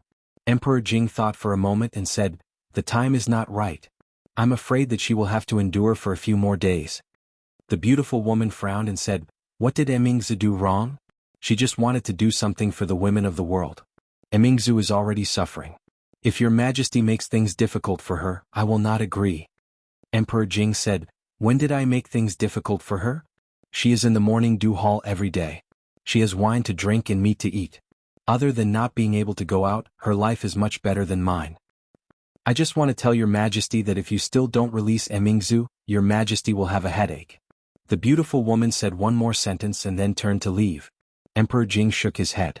Of course, Emingzu had to be released, but he had to wait a few more days. When the heat of the matter died down, it would be much easier. If he brought it up now, there would probably be countless voices of opposition in the court. Your Majesty, in recent days the public sentiment in Jingdo has become more and more serious. There are even women who have formed organizations. Although we have not seen them do anything, we cannot sit idly by. In the political hall, a supervising imperial censor was reporting the situation in Jingdo to Emperor Jing. Aren't we already preparing to issue a new law? Why is it like this? A few officials furrowed their brows and asked. The supervising imperial censor was depressed and wondered why such a situation had occurred. How would he know? He also felt that after the court issued the law, the hearts of the people in Jingdo would stabilize. Those women would certainly be grateful to the court and no longer be angry. Who would have thought that the matter was becoming more and more serious? Now, it was no longer just a problem of women. No one knew who it was, but the streets and alleys of Jingdo were covered with small notes. There were only a few short sentences on them, such as, "Women can hold up half the sky," "Relying on a man can only be a princess, relying on oneself can be an empress." The empress had appeared. Were they going to rebel? Of course, the empress was just a metaphor. This was not important. What was important was that Jingdo was becoming more and more chaotic. A certain man who often beat his wife was found on the street this morning. His face was bruised and swollen, and his original appearance could not be recognized. He could only tremble and continuously say, "Heroine, have mercy." A 7-foot man now subconsciously avoided women when he saw them. It was likely that he would never be a man again in this life. A certain imperial censor who had impeached the princess returned home after a busy day. From his mother to his daughter, no one gave him a good look. There was not even rice in the pot. With great difficulty he found 2 cold steamed buns to appease his hunger. He went to bed and wanted to be intimate with his wife. However, he was kicked off the bed. His wife was the daughter of a famous family. Although he was the head of the family, his status was only slightly higher than that of the family's dog. He could only be angry when he was kicked. That kick was really painful. A certain imperial censor rubbed his waist and continued, "As of this morning, nearly 1,000 women have signed a petition for Her Royal Highness. Her Royal Highness is sharing the country's worries. In a moment of desperation, she has lost her etiquette in the court. It is pardonable. May I be so bold as to ask your Majesty to pardon the eldest princess?" Censor Lin's words are reasonable. "I ask your Majesty to pardon the eldest princess." I second that. Without a unified statement in advance, many court officials came out one after another to plead for Her Royal Highness to be pardoned. If great scholar Han had been beheaded, then so be it. Who asked him to not watch his mouth? These few days, the women in the family would disappear from the house from time to time. They did not know what mysterious activities they were doing. Their wives treated them coldly, and their daughters simply ignored them. Later, they found out that they were preparing to organize a group to plead for Her Royal Highness to pardon the eldest princess. Pleading was a common thing, but since ancient times, how could there be a woman who did this? Even if they ignored this matter, the family was still in a mess these few days. If Her Royal Highness was not released, they would really not be able to live on. Chapter 525. Pardon the eldest princess? Emperor Jing looked at the officials below and said, "Although Emingzu is the eldest princess, she committed murder in the Golden Palace. If she is not severely punished, I'm afraid it will not appease the people." The censor who was elected as the representative by the censorate secretly felt bitter. His Majesty was using their previous words to slap their faces. But at this time he could only brace himself and say, "The officials saw what happened that day with their own eyes. It was the great scholar Han who was in the wrong first. As an official, how can we be disrespectful to Her Highness? Her Highness is wholeheartedly serving the country. It is understandable that she was impulsive. Moreover, His Majesty has already grounded the eldest princess. I think that if we severely punish the eldest princess because of this, I'm afraid it will chill the hearts of the officials who serve the country wholeheartedly." Censor Lin's words once again drew the agreement of countless officials. It was really that this matter was far beyond their expectations. If it was someone else who committed murder in the Golden Palace, they would have been beheaded long ago. But the eldest princess was the eldest princess after all. Even if great scholar Han was really killed, No one would think that the eldest princess would pay with her life, let alone a strand of her hair. At most, she would be stripped of her title. With His Majesty's love for the eldest princess, it would not take long for him to find another reason to restore it. But no matter what, their attitude had to be set. If even the Golden Palace could be so easily dealt with, what was the use of the law? However, who could have expected that the public opinion was almost one-sided? If it was only the people, it was fine. Even the daughters of the wealthy and officials had a strong reaction to this. They joined forces to petition His Majesty to pardon Her Highness the eldest princess. Some daughters of the prestigious families had even set up an organization called the Women's Union. This Women's Union was different from the Poetry Society and the like. Its purpose was to solve the difficulties of women. In recent days, they had vigorously promoted the matter of late marriage and late childbirth in the capital city. To some extent, it had saved a lot of effort for the court. Although Her Highness the eldest princess was still grounded in the palace, she was the first president that they had jointly elected. These days she had been going around for the eldest princess's matter. Even the officials had a headache. Every single one of these women had a powerful background. The Wang clan and a few other large clans, families of generals, a few princesses, and even a few ministers of the imperial court had people from their families. This was a force that could not be easily shaken.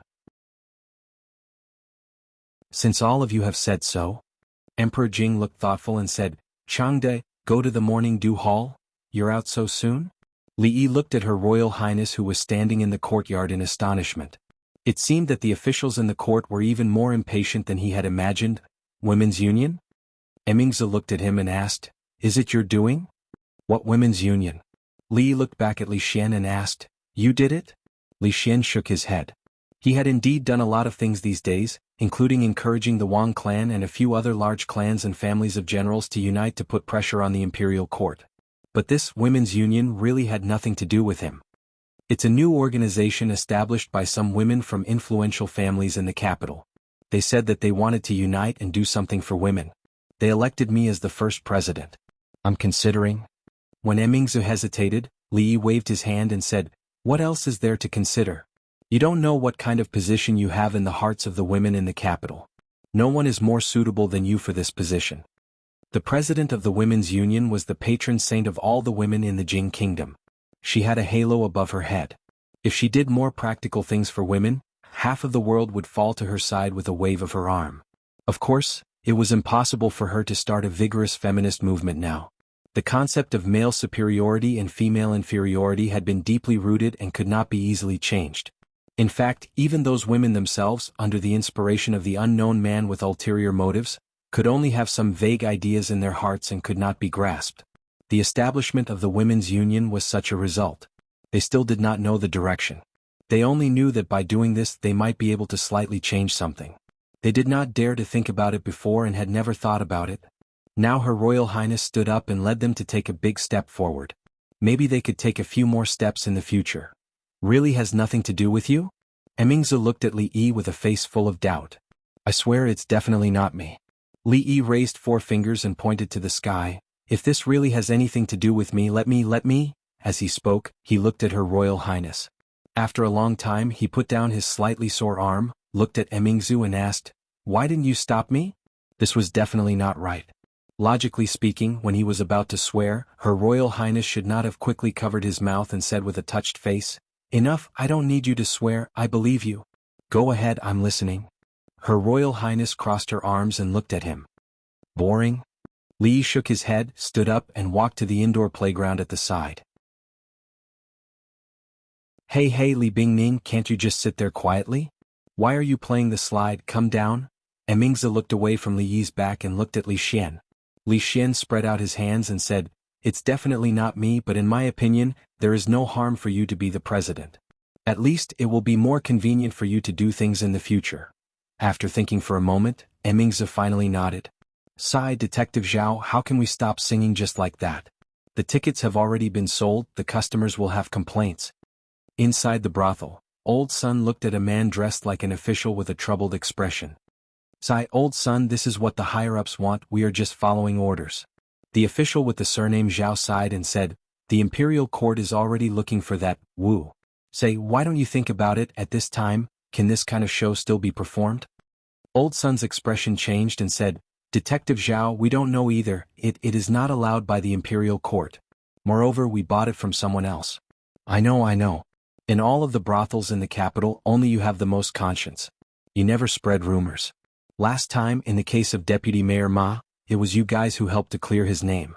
Even the censorate praised you guys. The tile house in the west of the city, which was the first to perform this kind of show, has been completely sealed. Lord Lu specially instructed me not to make things difficult for you guys. Detective Zhao waved his hand and said, Old son, don't worry, this matter is not your fault. If you want to blame someone, blame that Wu. I came to tell you that Romance of the Western Chamber, Peony Pavilion, and especially Peacock Flies Southeast, don't ever sing again. Got it. Old son nodded repeatedly. Alright, I will bring my brothers to other places to take a look. Detective Zhao waved his hand and turned to walk out of the brothel. Everything was fine, why aren't we allowed to sing anymore? Old son shook his head in pity. The tile house in the west of the city has been sealed, we can just buy it. Forget it, we will talk about this in the future. That Mulan should start rehearsing. Chapter 526. In the short span of a day, the Peacock Flies Southeast, the Peony Pavilion, and the Romance of the Western Chamber had completely disappeared from all the brothels in the capital. Even the handwritten scripts on the market had been forcibly confiscated by the officials. The commoners were naturally puzzled by the fact that they weren't even allowed to sell their scripts. However, the imperial court had never given them an explanation, so they were already used to it. In any case, there were plenty of plays in the brothels, so they could just watch something else. Sigh, I've gone all over the capital, but I still haven't been able to buy it. I'm going to get scolded by the young miss when I get back. A young servant girl wearing a green dress with her hair combed into 2 buns sighed as she walked along the road. Sigh, young miss. Suddenly, a voice rang out from beside her. The young servant girl turned around and saw a sneaky man waving at her from a corner of the wall. That man was ugly and extremely wretched. Thinking of what her mistress had said before, that in the capital, there were people who specialized in abducting and selling beautiful young girls like her, the young servant girl nervously retreated a few steps. Suddenly, someone grabbed her arm and forcefully pulled her into a small alley on the side. She only managed to shout one word before her mouth was covered. It's over. The young girl's eyes immediately filled with tears when she thought of something extremely terrifying. Young Miss Chin, I'm afraid I won't be able to see you again. Lower your voice. The voice of a man behind her was a little anxious. Sensing that the man had let go of her, the young servant girl immediately took 2 steps back and looked at the man warily. A lewd smile appeared on the face of the wretched man. He unbuttoned his clothes and walked step by step towards the young girl in the corner of the wall. What do you want? The young girl's voice trembled, and her large eyes were filled with endless fear. Young miss, don't be afraid. The man smiled lewdly as he tore open his clothes. Both sides of his clothes were filled with pockets, and in the pockets were many thin books. The man revealed a mysterious smile and said, Young miss, do you want books? The Romance of the Western Chamber, the Peony Pavilion, and the Peacock Flies Southeast, all have them. They're all uncut versions. The young girl's expression froze. A moment later, the man sent the young servant girl out with a smile and said fervently, Young miss, you can go ask around. My prices here are the lowest in the surrounding 18 streets. If you want to buy any other books, you can come find me here. If you want more than 10 books, I can even lower the price by 1 copper coin per book. That depends on how clear your copy is and how many mistakes there are. The little servant girl waved her hand and said, All right, if you still want to buy it, I will come here to find you. The girl carried the booklets like a thief and disappeared into the crowd in no time. I'm not allowed to sing anymore? Li took a sip of tea and asked. Old son, who was sitting to the side, shook his head and said, Yes, the government just sent someone yesterday to say that Peacock Flies Southeast, Romance of the Western Chamber, and Peony Pavilion are not allowed to sing. If you don't want me to sing, then I won't sing. Li waved his hand and didn't care at all. This incident was within his expectations. If it weren't for the incident with the princess, these 3 plays would at most be considered as skirting the boundaries in the current era. They were nothing in the brothel, and there were many other brothels that were even more ambitious than these. Unfortunately, the brothel just wanted to produce some new plays to attract customers, but they encountered such an incident. It was really unfortunate. Moreover, John Doe's goal should have already been achieved. Romance of the Western Chamber and the Peony Pavilion were also banned books in ancient times, but even Sister Dayu was obsessed with them. Didn't the young ladies of the big families and noble ladies also have a copy of it, hiding it under their pillows in their rooms and secretly reading it when no one was around? Old Man Sun asked with uncertainty, "Then do we still want Mulan?" "Yes, of course. Why not?" Li looked at him and said, "Who is Hua Mulan?" "She is loyal and filial and joined the army on behalf of her father. She is a heroine. Didn't there have been plays about her in the past? We just want people to cherish the memory of heroes. If they can be inspired by their moral integrity, learn to be brave and take on heavy responsibilities, not be greedy for high position and generous salary, serve the motherland, be brave and good at war, be filial to your parents, be brave and strong, that will also be excellent." Challenging feudal ethics and pursuing freedom of love were not allowed. This was very normal. If they had known that John Doe had such intentions, the brothel would not have fallen into his trap no matter what. However, since they were not allowed to do negative things, they could at least do something positive, right? The story of Hua Mulan, the heroine, had inspired countless people since ancient times. Although the dynasties had changed, there were still many dynasties that officially defined her as a national hero, and her story was widely spread. Although Her Royal Highness was a woman, she cared about the country. She was of noble birth. In order to understand the feelings of the people, she was willing to leave the palace and become a small constable. When the country's reputation was about to be damaged, she stepped forward bravely and risked her life to fight a grandmaster. Now, she did not hesitate to be imprisoned in order to speak up for the women of the world and change the unhealthy atmosphere in society. What kind of spirit was this? This was the spirit of internationalism, this was humanitarianism. This was the spirit of patriotism. All the people of the Jing kingdom, regardless of gender, had to learn from her spirit of selflessness. From this point they could become people who greatly benefited the people. A person's ability varied, but as long as they had this spirit, they would be a noble person, a pure person, a moral person, a person who was free from vulgar interests, and a person who was beneficial to the people. Her Royal Highness was such a person. Wasn't this the current Hua Mulan? No, Her Royal Highness had even more noble sentiments than Hua Mulan. It was not enough to just be Hua Mulan.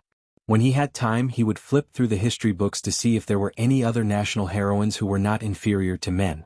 Heroes should receive the glory that belonged to them, and should not exist in the dusty history books. You're right, sir? Old Sun looked enlightened. You're really thoughtful, sir. I'll go back and urge them to hurry up and rehearse.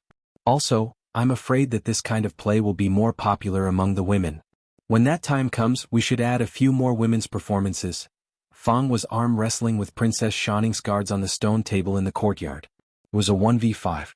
All 5 of them were red in the face, but he still looked relaxed.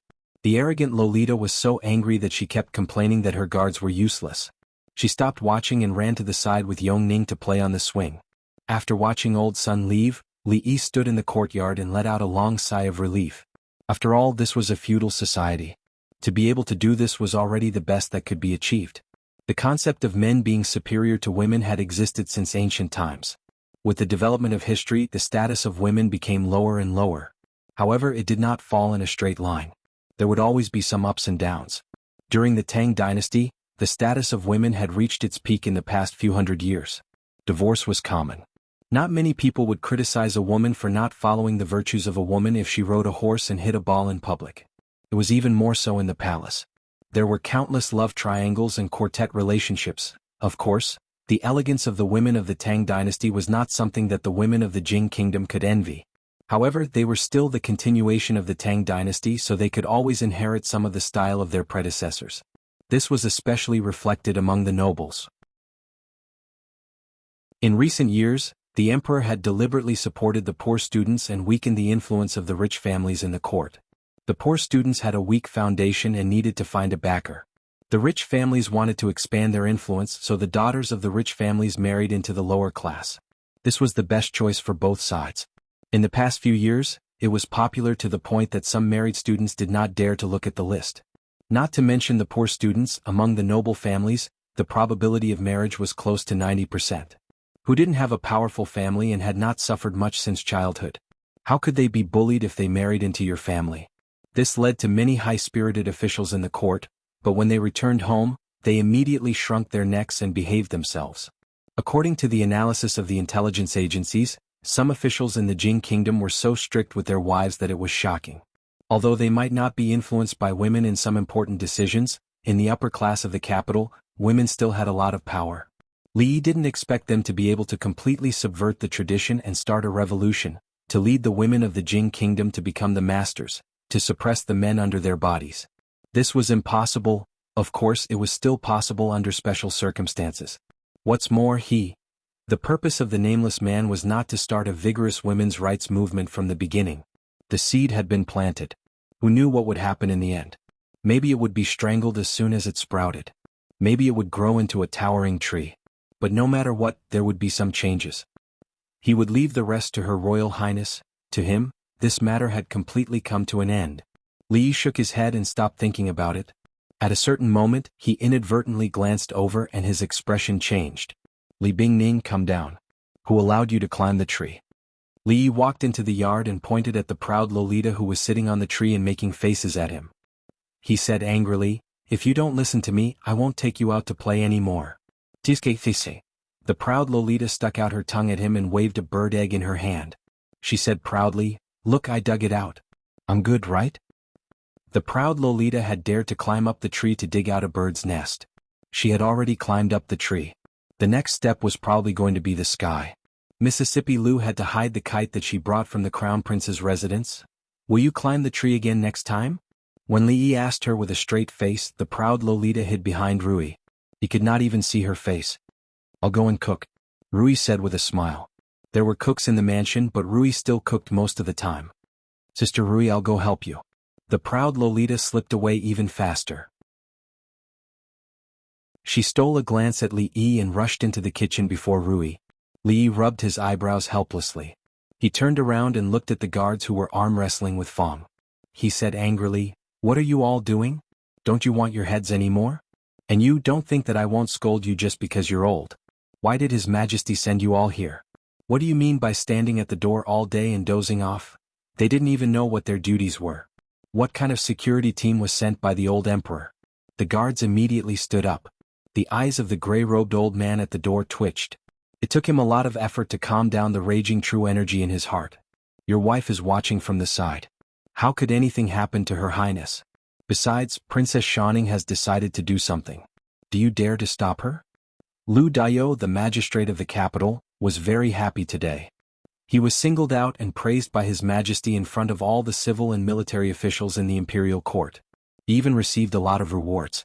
Looking at the envious eyes of the big shots who were usually more powerful than him, he felt as if he had drunk a bowl of iced sour plum soup on a hot day. He thought that he would only be able to guard the small piece of land in Anshi County for the rest of his life. He would be able to retire peacefully when he was old.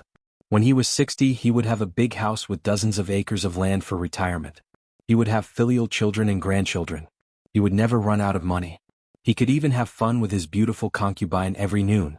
These were not too much to ask for, were they? But he never thought that when he was middle-aged he would seem to be bewitched. His good luck was so good that even he was afraid. First, his Anshi County had a good reputation and was rated as an advanced and civilized county in the country. He was also inexplicably promoted from Qing and prefecture to the capital and to the center of power. Although he was only a small county magistrate, he was able to sit in the position of the magistrate of the capital at his age. It was hard to say what position he would be promoted to in the future. Initially, he thought that as long as he did his job conscientiously, he would be able to catch His Majesty's eye as he was familiar with the way things were done in Anshi County. In any case, he was familiar with the way things were done in Anshi County. But who would have thought that after such a short time, before he had even warmed his seat, he would be summoned by His Majesty and come to the court for a one-day tour. When he returned to the county government, His Majesty's imperial edict and rewards had arrived. Because he was an outsider, he would be ostracized by the county magistrate and others from time to time. When he received the imperial edict just now, he saw that the county magistrate's face was pale with fear. Naturally, he felt proud in his heart.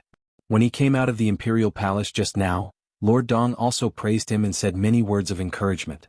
When Lord Dong was still the magistrate of Qing and prefecture, he was Anshi County magistrate. Now that he was working under Lord Dong, he could be considered to have a backer. As the son-in-law of Prime Minister Shin and a person highly valued by His Majesty, Lord Dong's official career would certainly not be limited to a mere capital magistrate. This was not the only happy event recently. That good-for-nothing boy of his had worked hard and actually passed the entrance examination of the School of Mathematics. His father would no longer have to worry about his future. Congratulations, Lord. Congratulations. County Magistrate Liu sat in the hall and took a sip of tea. Then, a person walked in from outside the door and came forward to congratulate him with a happy face. County Magistrate Liu waved his hand. Although this Detective Zhao was far inferior to Liu Yidong, he was exquisite and could be considered a talent. He was one of the few confidants he had. County Magistrate Liu asked, "How is it going?" Detective Zhao immediately cupped his hands and said, "Don't worry, Lord. I have already gone to all the brothels in the capital. There are no more brothels performing those plays.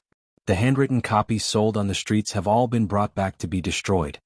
County Magistrate Liu took another sip of tea and said, "The court has been paying close attention to this matter these days. You have to keep an eye on it. If there are any discoveries, do not let it go." "Yes, I understand." Detective Zhao revealed a hesitant expression and said, "Lord, although we have done a good job on the surface, there are still some people secretly peddling copies. They cannot be completely banned. Their movements are secretive, and it is impossible to completely ban them." "It is enough to do a good job on the surface," County Magistrate Liu said as he stood up. That nameless person with ulterior motives had used these sensitive dramas to incite the women of the capital, which was why the capital had been in chaos a few days ago. Now that Her Highness had been released from house arrest, even if those dramas were still being circulated in a small circle, they wouldn't be able to cause any more waves. County Magistrate Liu curled his lips as he walked out of the door. Those plays were a bunch of nonsense. They said that women should pursue free love, which violated the etiquette and the law. Fortunately, his daughter had been at home all the time and was not poisoned by those dirty thoughts. However, he still had to listen to the Princess Royal Highness. Yun-er was only 14 years old this year. He had originally planned to arrange a marriage for her this year, but now it seemed that it would be better to postpone it for another 2 years. County Magistrate Liu walked to the door of his daughter's room and saw that it was unlocked. He wanted to knock on the door and enter, but he saw his daughter leaning over the table and not moving for a long time. "Yun-er, what are you doing?" He walked in and asked with some doubt. Father, why are you here?" Hearing the voice, the girl's expression changed and she hurriedly closed the book in her hand. County Magistrate Liu glanced at the book and saw the 3 big words "Romance of the Western Wing" on the cover.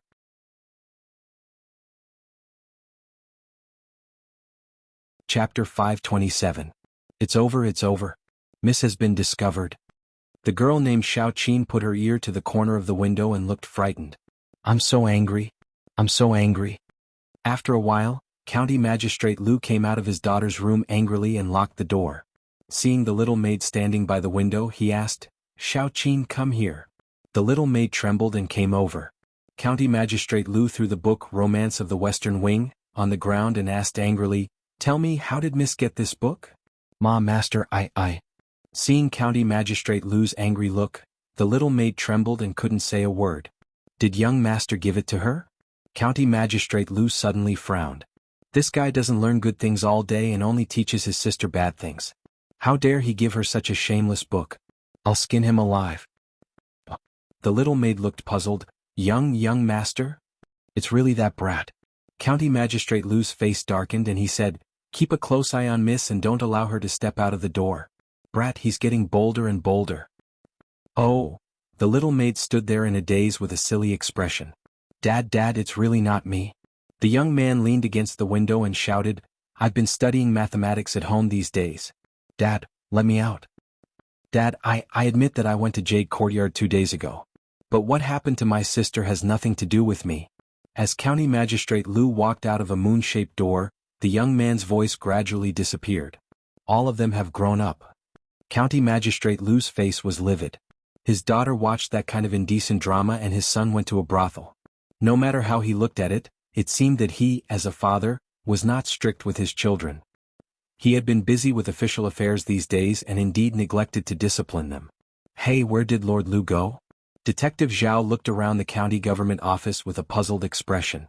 Until he saw a figure coming from the arched door, he hurried to greet him and said, "Lord, what's the matter?" "Say it." County Magistrate Lu had a belly full of anger and had nowhere to vent it, so he said coldly, "Ah." Detective Zhao was startled. He knew that something was wrong with Lord Lu. If he had known earlier, he would have kept a low profile for a while. But now, he had no choice but to bite the bullet. He carefully said, "Sir, in the city, the brothel in the city has a new show today. It's called Mulan, Hua Mulan?" Lord Lu raised his eyebrows and said, "Why is it a woman again? What do they want? Didn't I say that we are not allowed to sing these kinds of nonsense?" Now that he heard things related to women, he was annoyed, so he naturally spoke with some anger. "In that case, I'll tell them that they're not allowed to sing this song either." Detective Zhao probed. County Magistrate Lu said coldly, "You're not allowed to sing. If anyone sings in a brothel again, bring him back." Then he added, If it's old son, try to persuade him." "All right, I'll go now." Detective Zhao nodded. "I'll take my leave."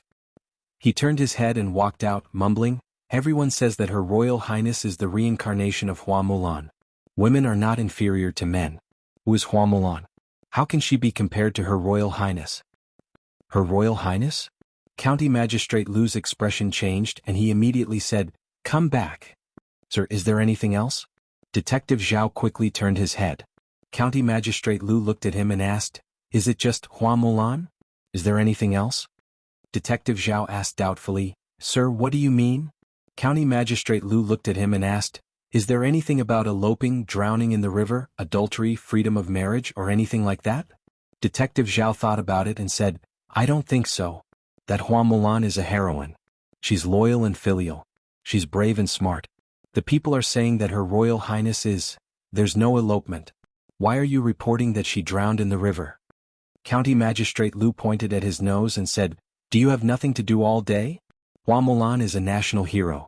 She's not inferior to men. Why do you care about her singing and praising her? Do you think that I'm not busy enough?" Detective Zhao stood rooted to the ground. His breathing was rapid and his chest was heaving up and down. After a long time he gradually calmed down. He looked at County Magistrate Lu and said, "Sir, I have something to say. I don't know if I should say it." "Say it." County Magistrate Lu was affected by what had just happened. His tone was slightly gentler. I forgot." Detective Zhao sighed. In the end, he didn't have the courage to say those 3 words to Lord Lu. He said, "I'll take my leave." County Magistrate Lu waved his hand at him and stroked the short beard on his chin. "Hua Mulan, Princess Royal. Could this be the doing of the Princess Royal or Her Majesty?" The Princess Royal's Women's Union had the support of Her Majesty and Her Majesty the Queen.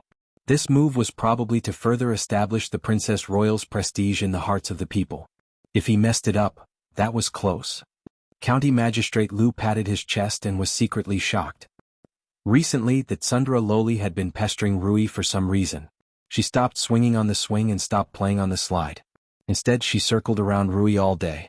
Her behavior was extremely abnormal. It was not easy to get rid of her. Only then did he have time to spend alone with Rui. Before he could walk over and talk to her, Mississippi Lu stood at the door and coughed softly. She looked at Li Yi and said, "Can you go out for a while? I have something to say to my sister." One Tsundra Loli had just left, and now another one was here to cause trouble.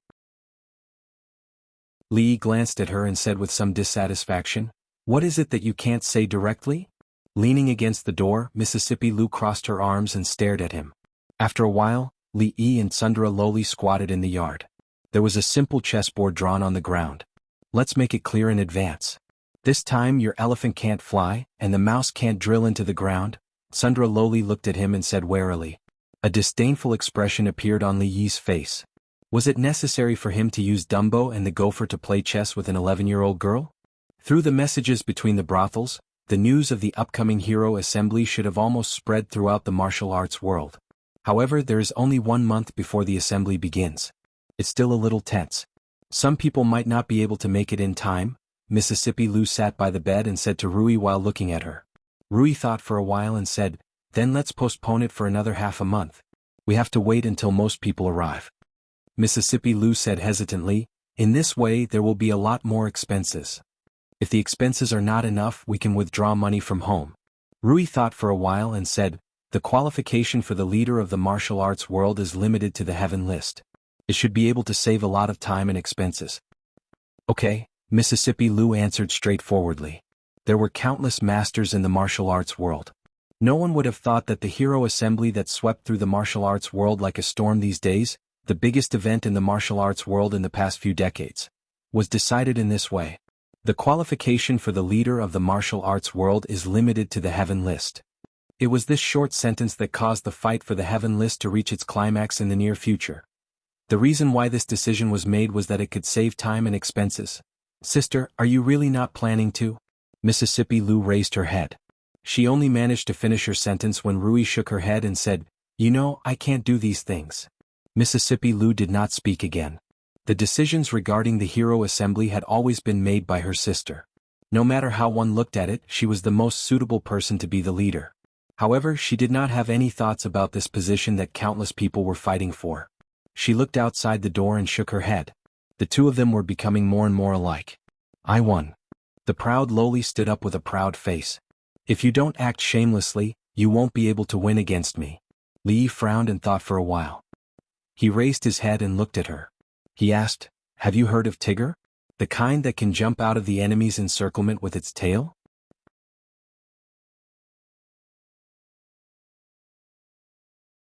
Chapter 528. Have you heard of Tigger? The proud girl paused and asked Yongning, who was standing beside Li. "Yes." Yongning nodded. "Winnie the Pooh, Tigger, Yer. I've heard of them." "I'm done? You two teamed up to trick me?" The proud girl walked angrily into the room. "Royal sister, I didn't. I've really heard of them. If you don't believe me, I'll draw them for you." Yongning glanced at Li and followed. It was very pitiful for her royal sister to not even know about Pretty Goat. Now she had not even heard of Winnie the Pooh and Tigger. To her, this was unimaginable. Li shook his head. She was done playing so soon. He still had a howling celestial dog that could eat an elephant that he had not sent out. A Jingdo was under the feet of the emperor. Any strange movement was under the court's watch and would never cause too much trouble. The chaos in Jingdo caused by the eldest princess's incident did not last for long. Under the heavy pressure of the court, it gradually calmed in the following days. In the Jingdo brothels, peacock flies to the southeast was no longer heard of. On the market, it was also difficult to buy Romance of the Western Chamber and the Peony Pavilion, which had already been listed as banned. However, in a woman's boudoir that was difficult for outsiders to enter, there were a few thin books under her pillow and mattress. She would only read them in the quiet of the night. Sometimes her face would flush and sometimes she would cry. There were also ghost-like figures wandering around the streets and alleys. Their eyes darted everywhere, fearfully avoiding the officials. If they saw a young woman poking her head out on the street, they would carefully approach, pull open a slit in their clothes and say in a low voice, "Girl, do you want the excellent edition of Romance of the Western Chamber, the Peony Pavilion? 10 copper coins a copy, honest with all ages." The Women's Union, which had made a lot of noise, did not make any big moves after His Majesty lifted the eldest princess's confinement. They only made a lot of efforts to help the court carry out the new policy of women's marriage. Not only did they get a lot of praise in the court, but their influence among women was also growing day by day. The imperial court still did not give up on the investigation of John Doe. This kind of person who had ulterior motives and incited public opinion was really hateful. If they did not control him, he would probably cause more trouble in the future. Of course, none of this had anything to do with Li Yi. These days he was quite idle. Her Highness the eldest princess was busy with other things. Naturally, the frequency of the Tsundra Lolita leaving the palace could not be too frequent. Although this caused his super-invincible celestial dog to not have a place to use it, every few days he would go shopping with Rui, listen to plays and play with Yongning and Xiaohuan. His days were rather leisurely. In the blink of an eye, it had been more than a month since Yongning left the palace. "Whose child is that?" Zheng Zumo asked Li Yi, looking at the little girl playing with Xiao Chui and Yuzhu. "A relative." Li Yi could only answer this way. Even the old mistress almost couldn't control herself when she found out about Yongning's identity for the first time. The fewer people who knew about this, the better. Moreover, for her, she preferred the life of an ordinary person at the moment. These days he would occasionally bring Yongning here. After all, the brothel was getting bigger and bigger. In addition to the capital, it had spread to countless states and counties. The speed of its expansion was astonishing. As the mastermind behind the scenes, as the behind-the-scenes shopkeeper, he naturally couldn't ignore everything. In fact, the interior of the brothel had been divided into various departments. Old Sun was only responsible for singing, acting, and the like. Wan Ruoqing mainly focused on the business under the brothel. Zheng Zumo, as the chief designer and general manager of the new lingerie, decided what the women who walked in front of the trend wore and how they wore it. In the details, Li could no longer tell them what to do. As long as he could ensure that there were no mistakes in the general direction, he could let them do whatever they wanted. Of course, today's brothel naturally had more than what was on the surface. The complicated intelligence organization, the Lu Second Young Ladies Lu Alliance, and the Chivalry Ranking Board, which had a strong appeal, were all part of this huge organization. By then, that small shack had become so big that no one could ignore it. Yong Ning walked over from afar and fed a piece of osmanthus cake to Li Yi. She said, "Brother, this osmanthus cake is so delicious. When we go back, let's bring some for Sister Rui, Sister Xiaohuan, and Sister Duanwu." The old man standing behind her was already used to this. He wasn't surprised at how the princess called Li Yi. "Little sister, what's your name?" Zheng Zumo squatted down and picked Yong Ning up. She tapped on her nose and asked, "My name is Li Sini." Yong Ning wasn't shy at all. She was no longer the silly princess who only stared at the sky. She looked back at Li Yi and said, "Brother, I've seen this sister on TV before." Court examination? Zheng Zumo was confused. Li Yi didn't explain to Zheng Zumo. Yong Ning was a child after all. Although he had warned her many times to be careful with what she said in the future and not to tell others what she knew before, a 5-year-old girl would sometimes say whatever came to her mind. Even at home there would often be such awkward scenes. Rui and Xiaohuan were already used to this. TV means, anyway, they are praising you for being beautiful. Li Yi thought for a long time but couldn't come up with a reasonable explanation. He looked at her and said, "Children speak without fear. Don't take it to heart." Children's ability to distinguish was not very good. Perhaps they thought she was a character in a costume drama on TV. Actually, after hearing what she said, Li Yi also felt that she was somewhat similar to a famous actress in costume dramas. Children speak without fear? Zheng Zumo was dazed for a moment before she understood what he meant. She gritted her teeth and looked at Li Yi coldly. "Let's go. I'll take you out to play." Zheng Zumo glared at him and walked out with Yong Ning in her arms. The gray-robed elder flashed and was about to make a move when Li Yi tugged at his clothes and said, "It's fine." Outside, Zheng Zumo was already playing on the swing with Yong Ning. Li Yi held his chin with one hand. He still didn't see the underwear show he wanted to see, but he saw many pictures of the latest styles. Miss Zheng was Miss Zheng after all. She bought all the underwear of the women in the brothels in the capital. Although it was far from replacing the underwear, she had actually started the underwear business at the same time. The underwear shop had now become famous in the capital. Until now, although the women in the brothel were the most buying, there were already some bold women who had begun to test the market, especially in the shop with slogans such as, "It's good to be a woman."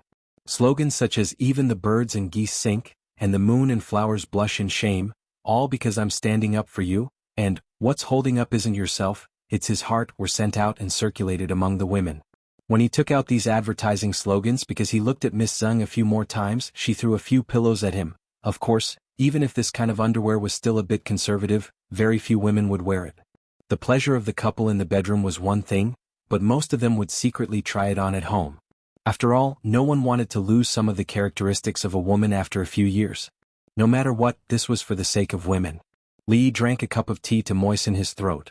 Just as he was thinking about whether to use the Princess Royal's power to help with the publicity, he heard singing coming from outside. Zheng Zumo had been trained as a pillar since she was a child. She was proficient in the 4 arts and naturally her singing was also good. Li Yi had heard her sing a few times. Her foundation was very good. However, which prostitute could sing, "Don't look at me just a sheep? Don't look at me just a sheep, the green grass becomes more fragrant because of me, the sky becomes bluer because of me, the white clouds become softer because of me." The voice was crisp and beautiful, extremely pleasant to the ear. Li didn't have time to swallow a mouthful of tea and sprayed it all out.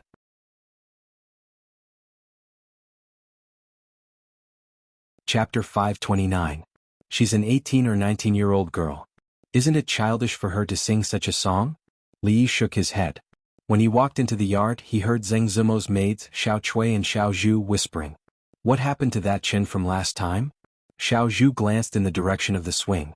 Seeing that Zheng Zumo wasn't paying attention, she asked quietly. Xiao Chui pouted and said, "What else?" "He came several times but Miss didn't see him." "I heard that Chen's family is quite well off. His family is an official. So what if he's an official? We even know someone with a title. Xiao Chui didn't care at all and said, that Qin isn't good looking. Miss doesn't want to be his concubine. Being an official isn't good. Miss will be wronged if she goes there. If the young miss went over, she would naturally have to follow. That young Master Qin was actually quite good looking. He was a fair-skinned young man, but compared to young Master Li, he was still inferior. Even if it wasn't for the young mistress for her own sake, she would definitely choose someone she liked more. However, Miss and Li didn't seem to have that intention. This wouldn't do. How about waiting until the next time Miss took a bath or changed clothes, and then let Li in? This could be considered. It would be best if the rice could be cooked. Li walked over and asked curiously, what Chen? Xiao Chui looked back at Li Yi and said, he's an admirer of Miss and wants to take Miss as a concubine. He's been here many times. After saying that, he stared at the expression on Li Yi's face. Concubine? Li Yi's expression changed. This wouldn't do. If Goddess Luo Shui ran away with someone else, where would he find such a good chief designer, chief artist, chief brothel manager? Wouldn't everything be a mess? Seeing the expression on his face, Xiao Chui finally relaxed. What are you talking about? Zheng Zumo walked over with Yong Ning in her arms. I'm talking about Chen, Xiao Zhu said immediately. Zheng Zumo panicked for some reason. She looked at Li Yi and shook her head. Why are you talking about him? He has nothing to do with us. Exactly. Li Yi nodded and said in complete agreement, a woman is 18 years old. Even the imperial court has said that it is most appropriate for a woman to talk about marriage after the age of 20. By the way, what is the background of that Chen? Xiao Chui thought for a moment and said, in Chen's home it seems like there is some kind of minister-counselor? What kind of wolf is a squire wolf? Does it bite people? Xiao Zhu asked suspiciously. Minister-counselor? Li Yi shook his head and said, how can a mere minister-counselor be worthy of your miss? The son of the minister-counselor is even more unworthy. The next time he comes, tell him to wait until he dismisses the minister of rights and takes the seat himself before we discuss this matter. Xiao Chui nodded vigorously. Zheng Zumo looked at him. Although his words were pleasant to hear, why did she still have the urge to slap him? Zheng Zumo glared at him and said, bah! The minister of rights is already a third-rank official. How can you say something like this? Li Yi sighed and said, self-improvement is the most important thing for a woman. If you look down on yourself, who will look up to you? So what if he's the minister of rights? So what if he's a third-rank official? You are the famous Luo Shui goddess of the Jing kingdom. Just say the word, and the line of suitors will stretch from here to outside the city. How can you not have this little bit of confidence? Zheng Zumo, Li Yi waved his hand and said, don't worry, after today I will arrange for a few more people to guard this place. If that Qin guy dares to disturb again, break his legs. I haven't thought about marrying yet. Zheng Zumo glanced at him and said. Li Yi nodded and said, that's right. As citizens of the Jing kingdom, we must respond to the call of the country. Don't be in a hurry to marry. They came in a particularly relaxed mood, but they were a bit annoyed when they left. This bastard surnamed Qin, why did he come to make trouble at this critical time? Miss Zheng was only 18, 2 years away from turning 20. She couldn't even get a marriage certificate, let alone ask for a marriage. Besides, the Ministry of Rights was surnamed Qin. Wasn't this clearly related to Duke Chen's mansion? The Ministry of Rights was basically the territory of the Qin family, so this minister-counselor should be the same. He was probably a branch or relative of the Qin family, related to Duke Chen's mansion. There weren't many good people among them. Could he push Miss Zheng into the fire pit?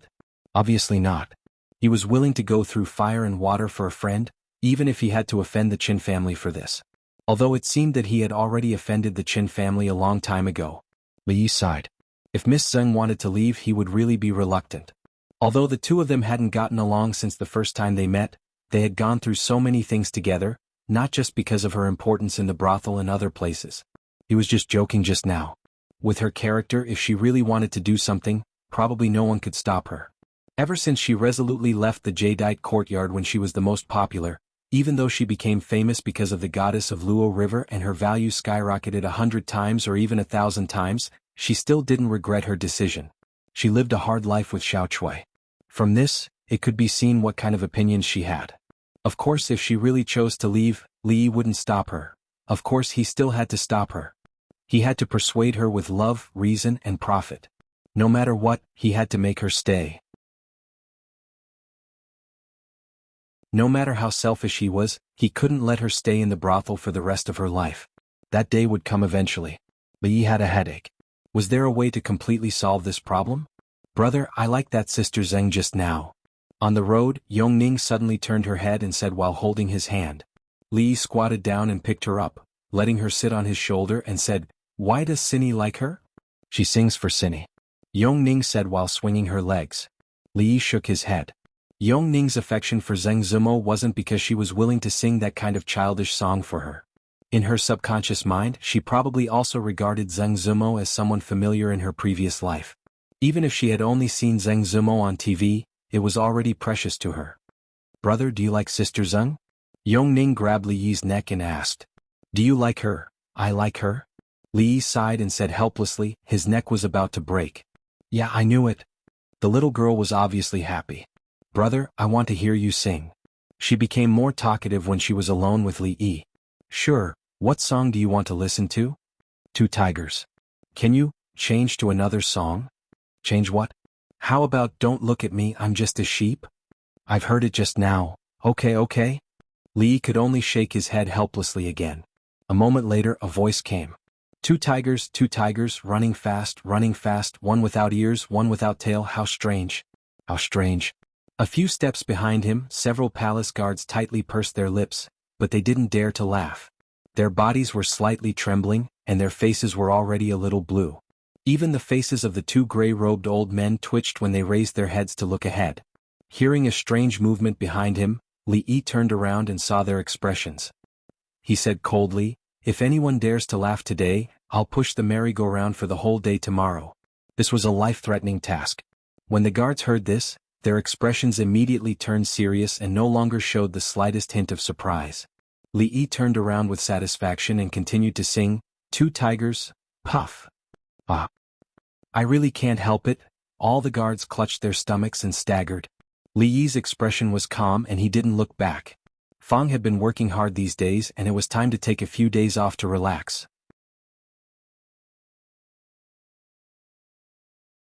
Chapter 530. Don't underestimate me just because I'm a sheep. The intelligence of a sheep is unimaginable. Xiao Huan hummed the song she had just learned to prepare for tomorrow's Mid-Autumn Festival.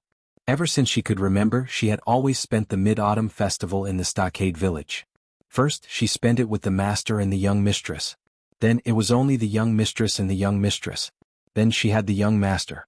From then on, the Mid-Autumn Festival was different from before.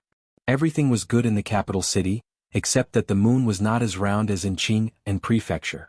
She still remembered that the young master told them the story of Chang Yi flying to the moon last Mid-Autumn Festival. Of course, there were even more incredible things about the moon. However, it was fine that the moon was not round, but the key was that the son-in-law seemed to be very happy. In Xiao Huan's memory, the son-in-law was not that happy during the Mid-Autumn Festival or the 15th of every month. So every few days she would feel a little worried. She did not know why there was such a change now, but change was always good. Ever since that little princess came to the house, the son-in-law had changed a little. Sometimes she would have a sour feeling in her heart. Later on, she thought that she would soon return to the palace and live alone in a very big room. Must be very lonely. She did not know if she would be afraid to sleep at night. In any case, when she was that young, she did not dare to sleep alone. Thinking of this, she felt some sympathy in her heart, and the trace of jealousy in her heart also dissipated. Li walked out of the room. He had just coaxed Yongning to sleep. Tomorrow was the Mid-Autumn Festival. Although he wanted to keep her, the old emperor would definitely not allow it. It had only been less than a month and a half, and the old emperor had called her back to the palace for 3 days. Rounding it up, it was 10 days. He had to postpone it for 10 days next month. Otherwise he would suffer a great loss. Speaking of which, since coming to the capital, there had been a lot of messy things. It was only recently that he had completely relaxed. He really hoped that the days would continue like this. What king of Shu, what Qin family, what young Duke Qin, what Dianxia Academy. He didn't have to care about those messy things anymore.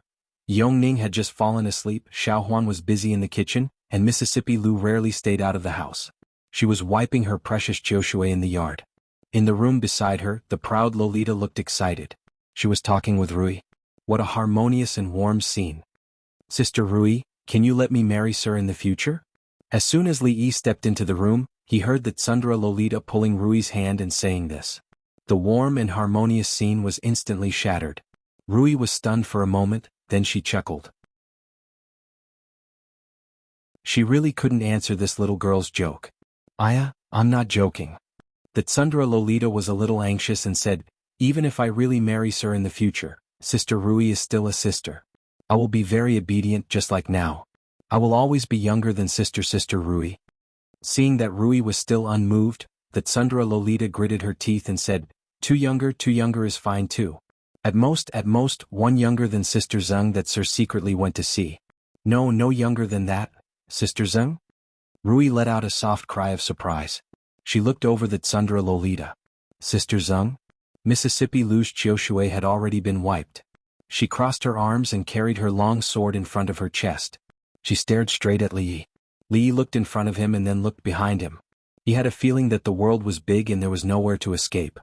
Husband, if you really like that goddess Luo Shui, then please bring her back. When there were only the two of them in the room, Rui looked at Li Yi and said, Husband, you don't need to worry about me. I'm not a jealous woman. Among the noble officials in the capital, which one of them is like you? I'm afraid that after a long time, there will be gossip. Li Yi raised his eyebrows. Who would dare to gossip? Moreover, I've been married to you for so long, but I haven't had a child for you or for the Li family. Rui's expression was a little gloomy, but her expression was very serious. That Miss Zeng can be considered talented and beautiful. She also has a good relationship with you. If she can enter the residence, I will feel better. Wife, don't joke. Li Yi looked at her and said with a smile, what do you mean by there will be a child? This kind of thing can't be rushed. Since the last time she couldn't figure out Rui's routine. She and Rui were biological sisters. Perhaps their personalities were similar? According to Rui's personality, if he nodded slightly, the autumn water would be intimately touching his neck. He looked at Rui again and looked around. He asked suspiciously, tell me, where is the sword hidden? After a while, Li Yi came out of the room. Looking at the tightly shut door, he gritted his teeth and said, Li Bingning, come out. Inside the room, Ru Yi's hand subconsciously caressed her abdomen and she sighed softly. After you leave the palace this time, don't cause any more trouble. Spend more time with those officials. For the rest of the time, stay in the residence. Don't interact with those shady people. In a luxurious carriage at the gate of the palace, a woman dressed in palace attire said to a young man, Xian understands. The young man's face was slightly pale. He lowered his head and said yes. He got out of the carriage and got into another carriage. Back to the King of Shu's mansion. He said in a low voice. The carriage slowly started and gradually disappeared into the street. The capital is still the same. The King of Shu murmured as the carriage moved forward with difficulty on the crowded street. He held a thick book in one hand and lifted the curtain with the other. At the same time, in the Qin mansion, another young man slowly walked out of the room while holding his chest. He took a few deep breaths of air and a strange smile appeared on his face. The taste of freedom, it's been a long time. Greetings, little Duke. A timid voice sounded out from the side. Qin Yu turned to look at the unfamiliar maidservant, an expression of interest on his face.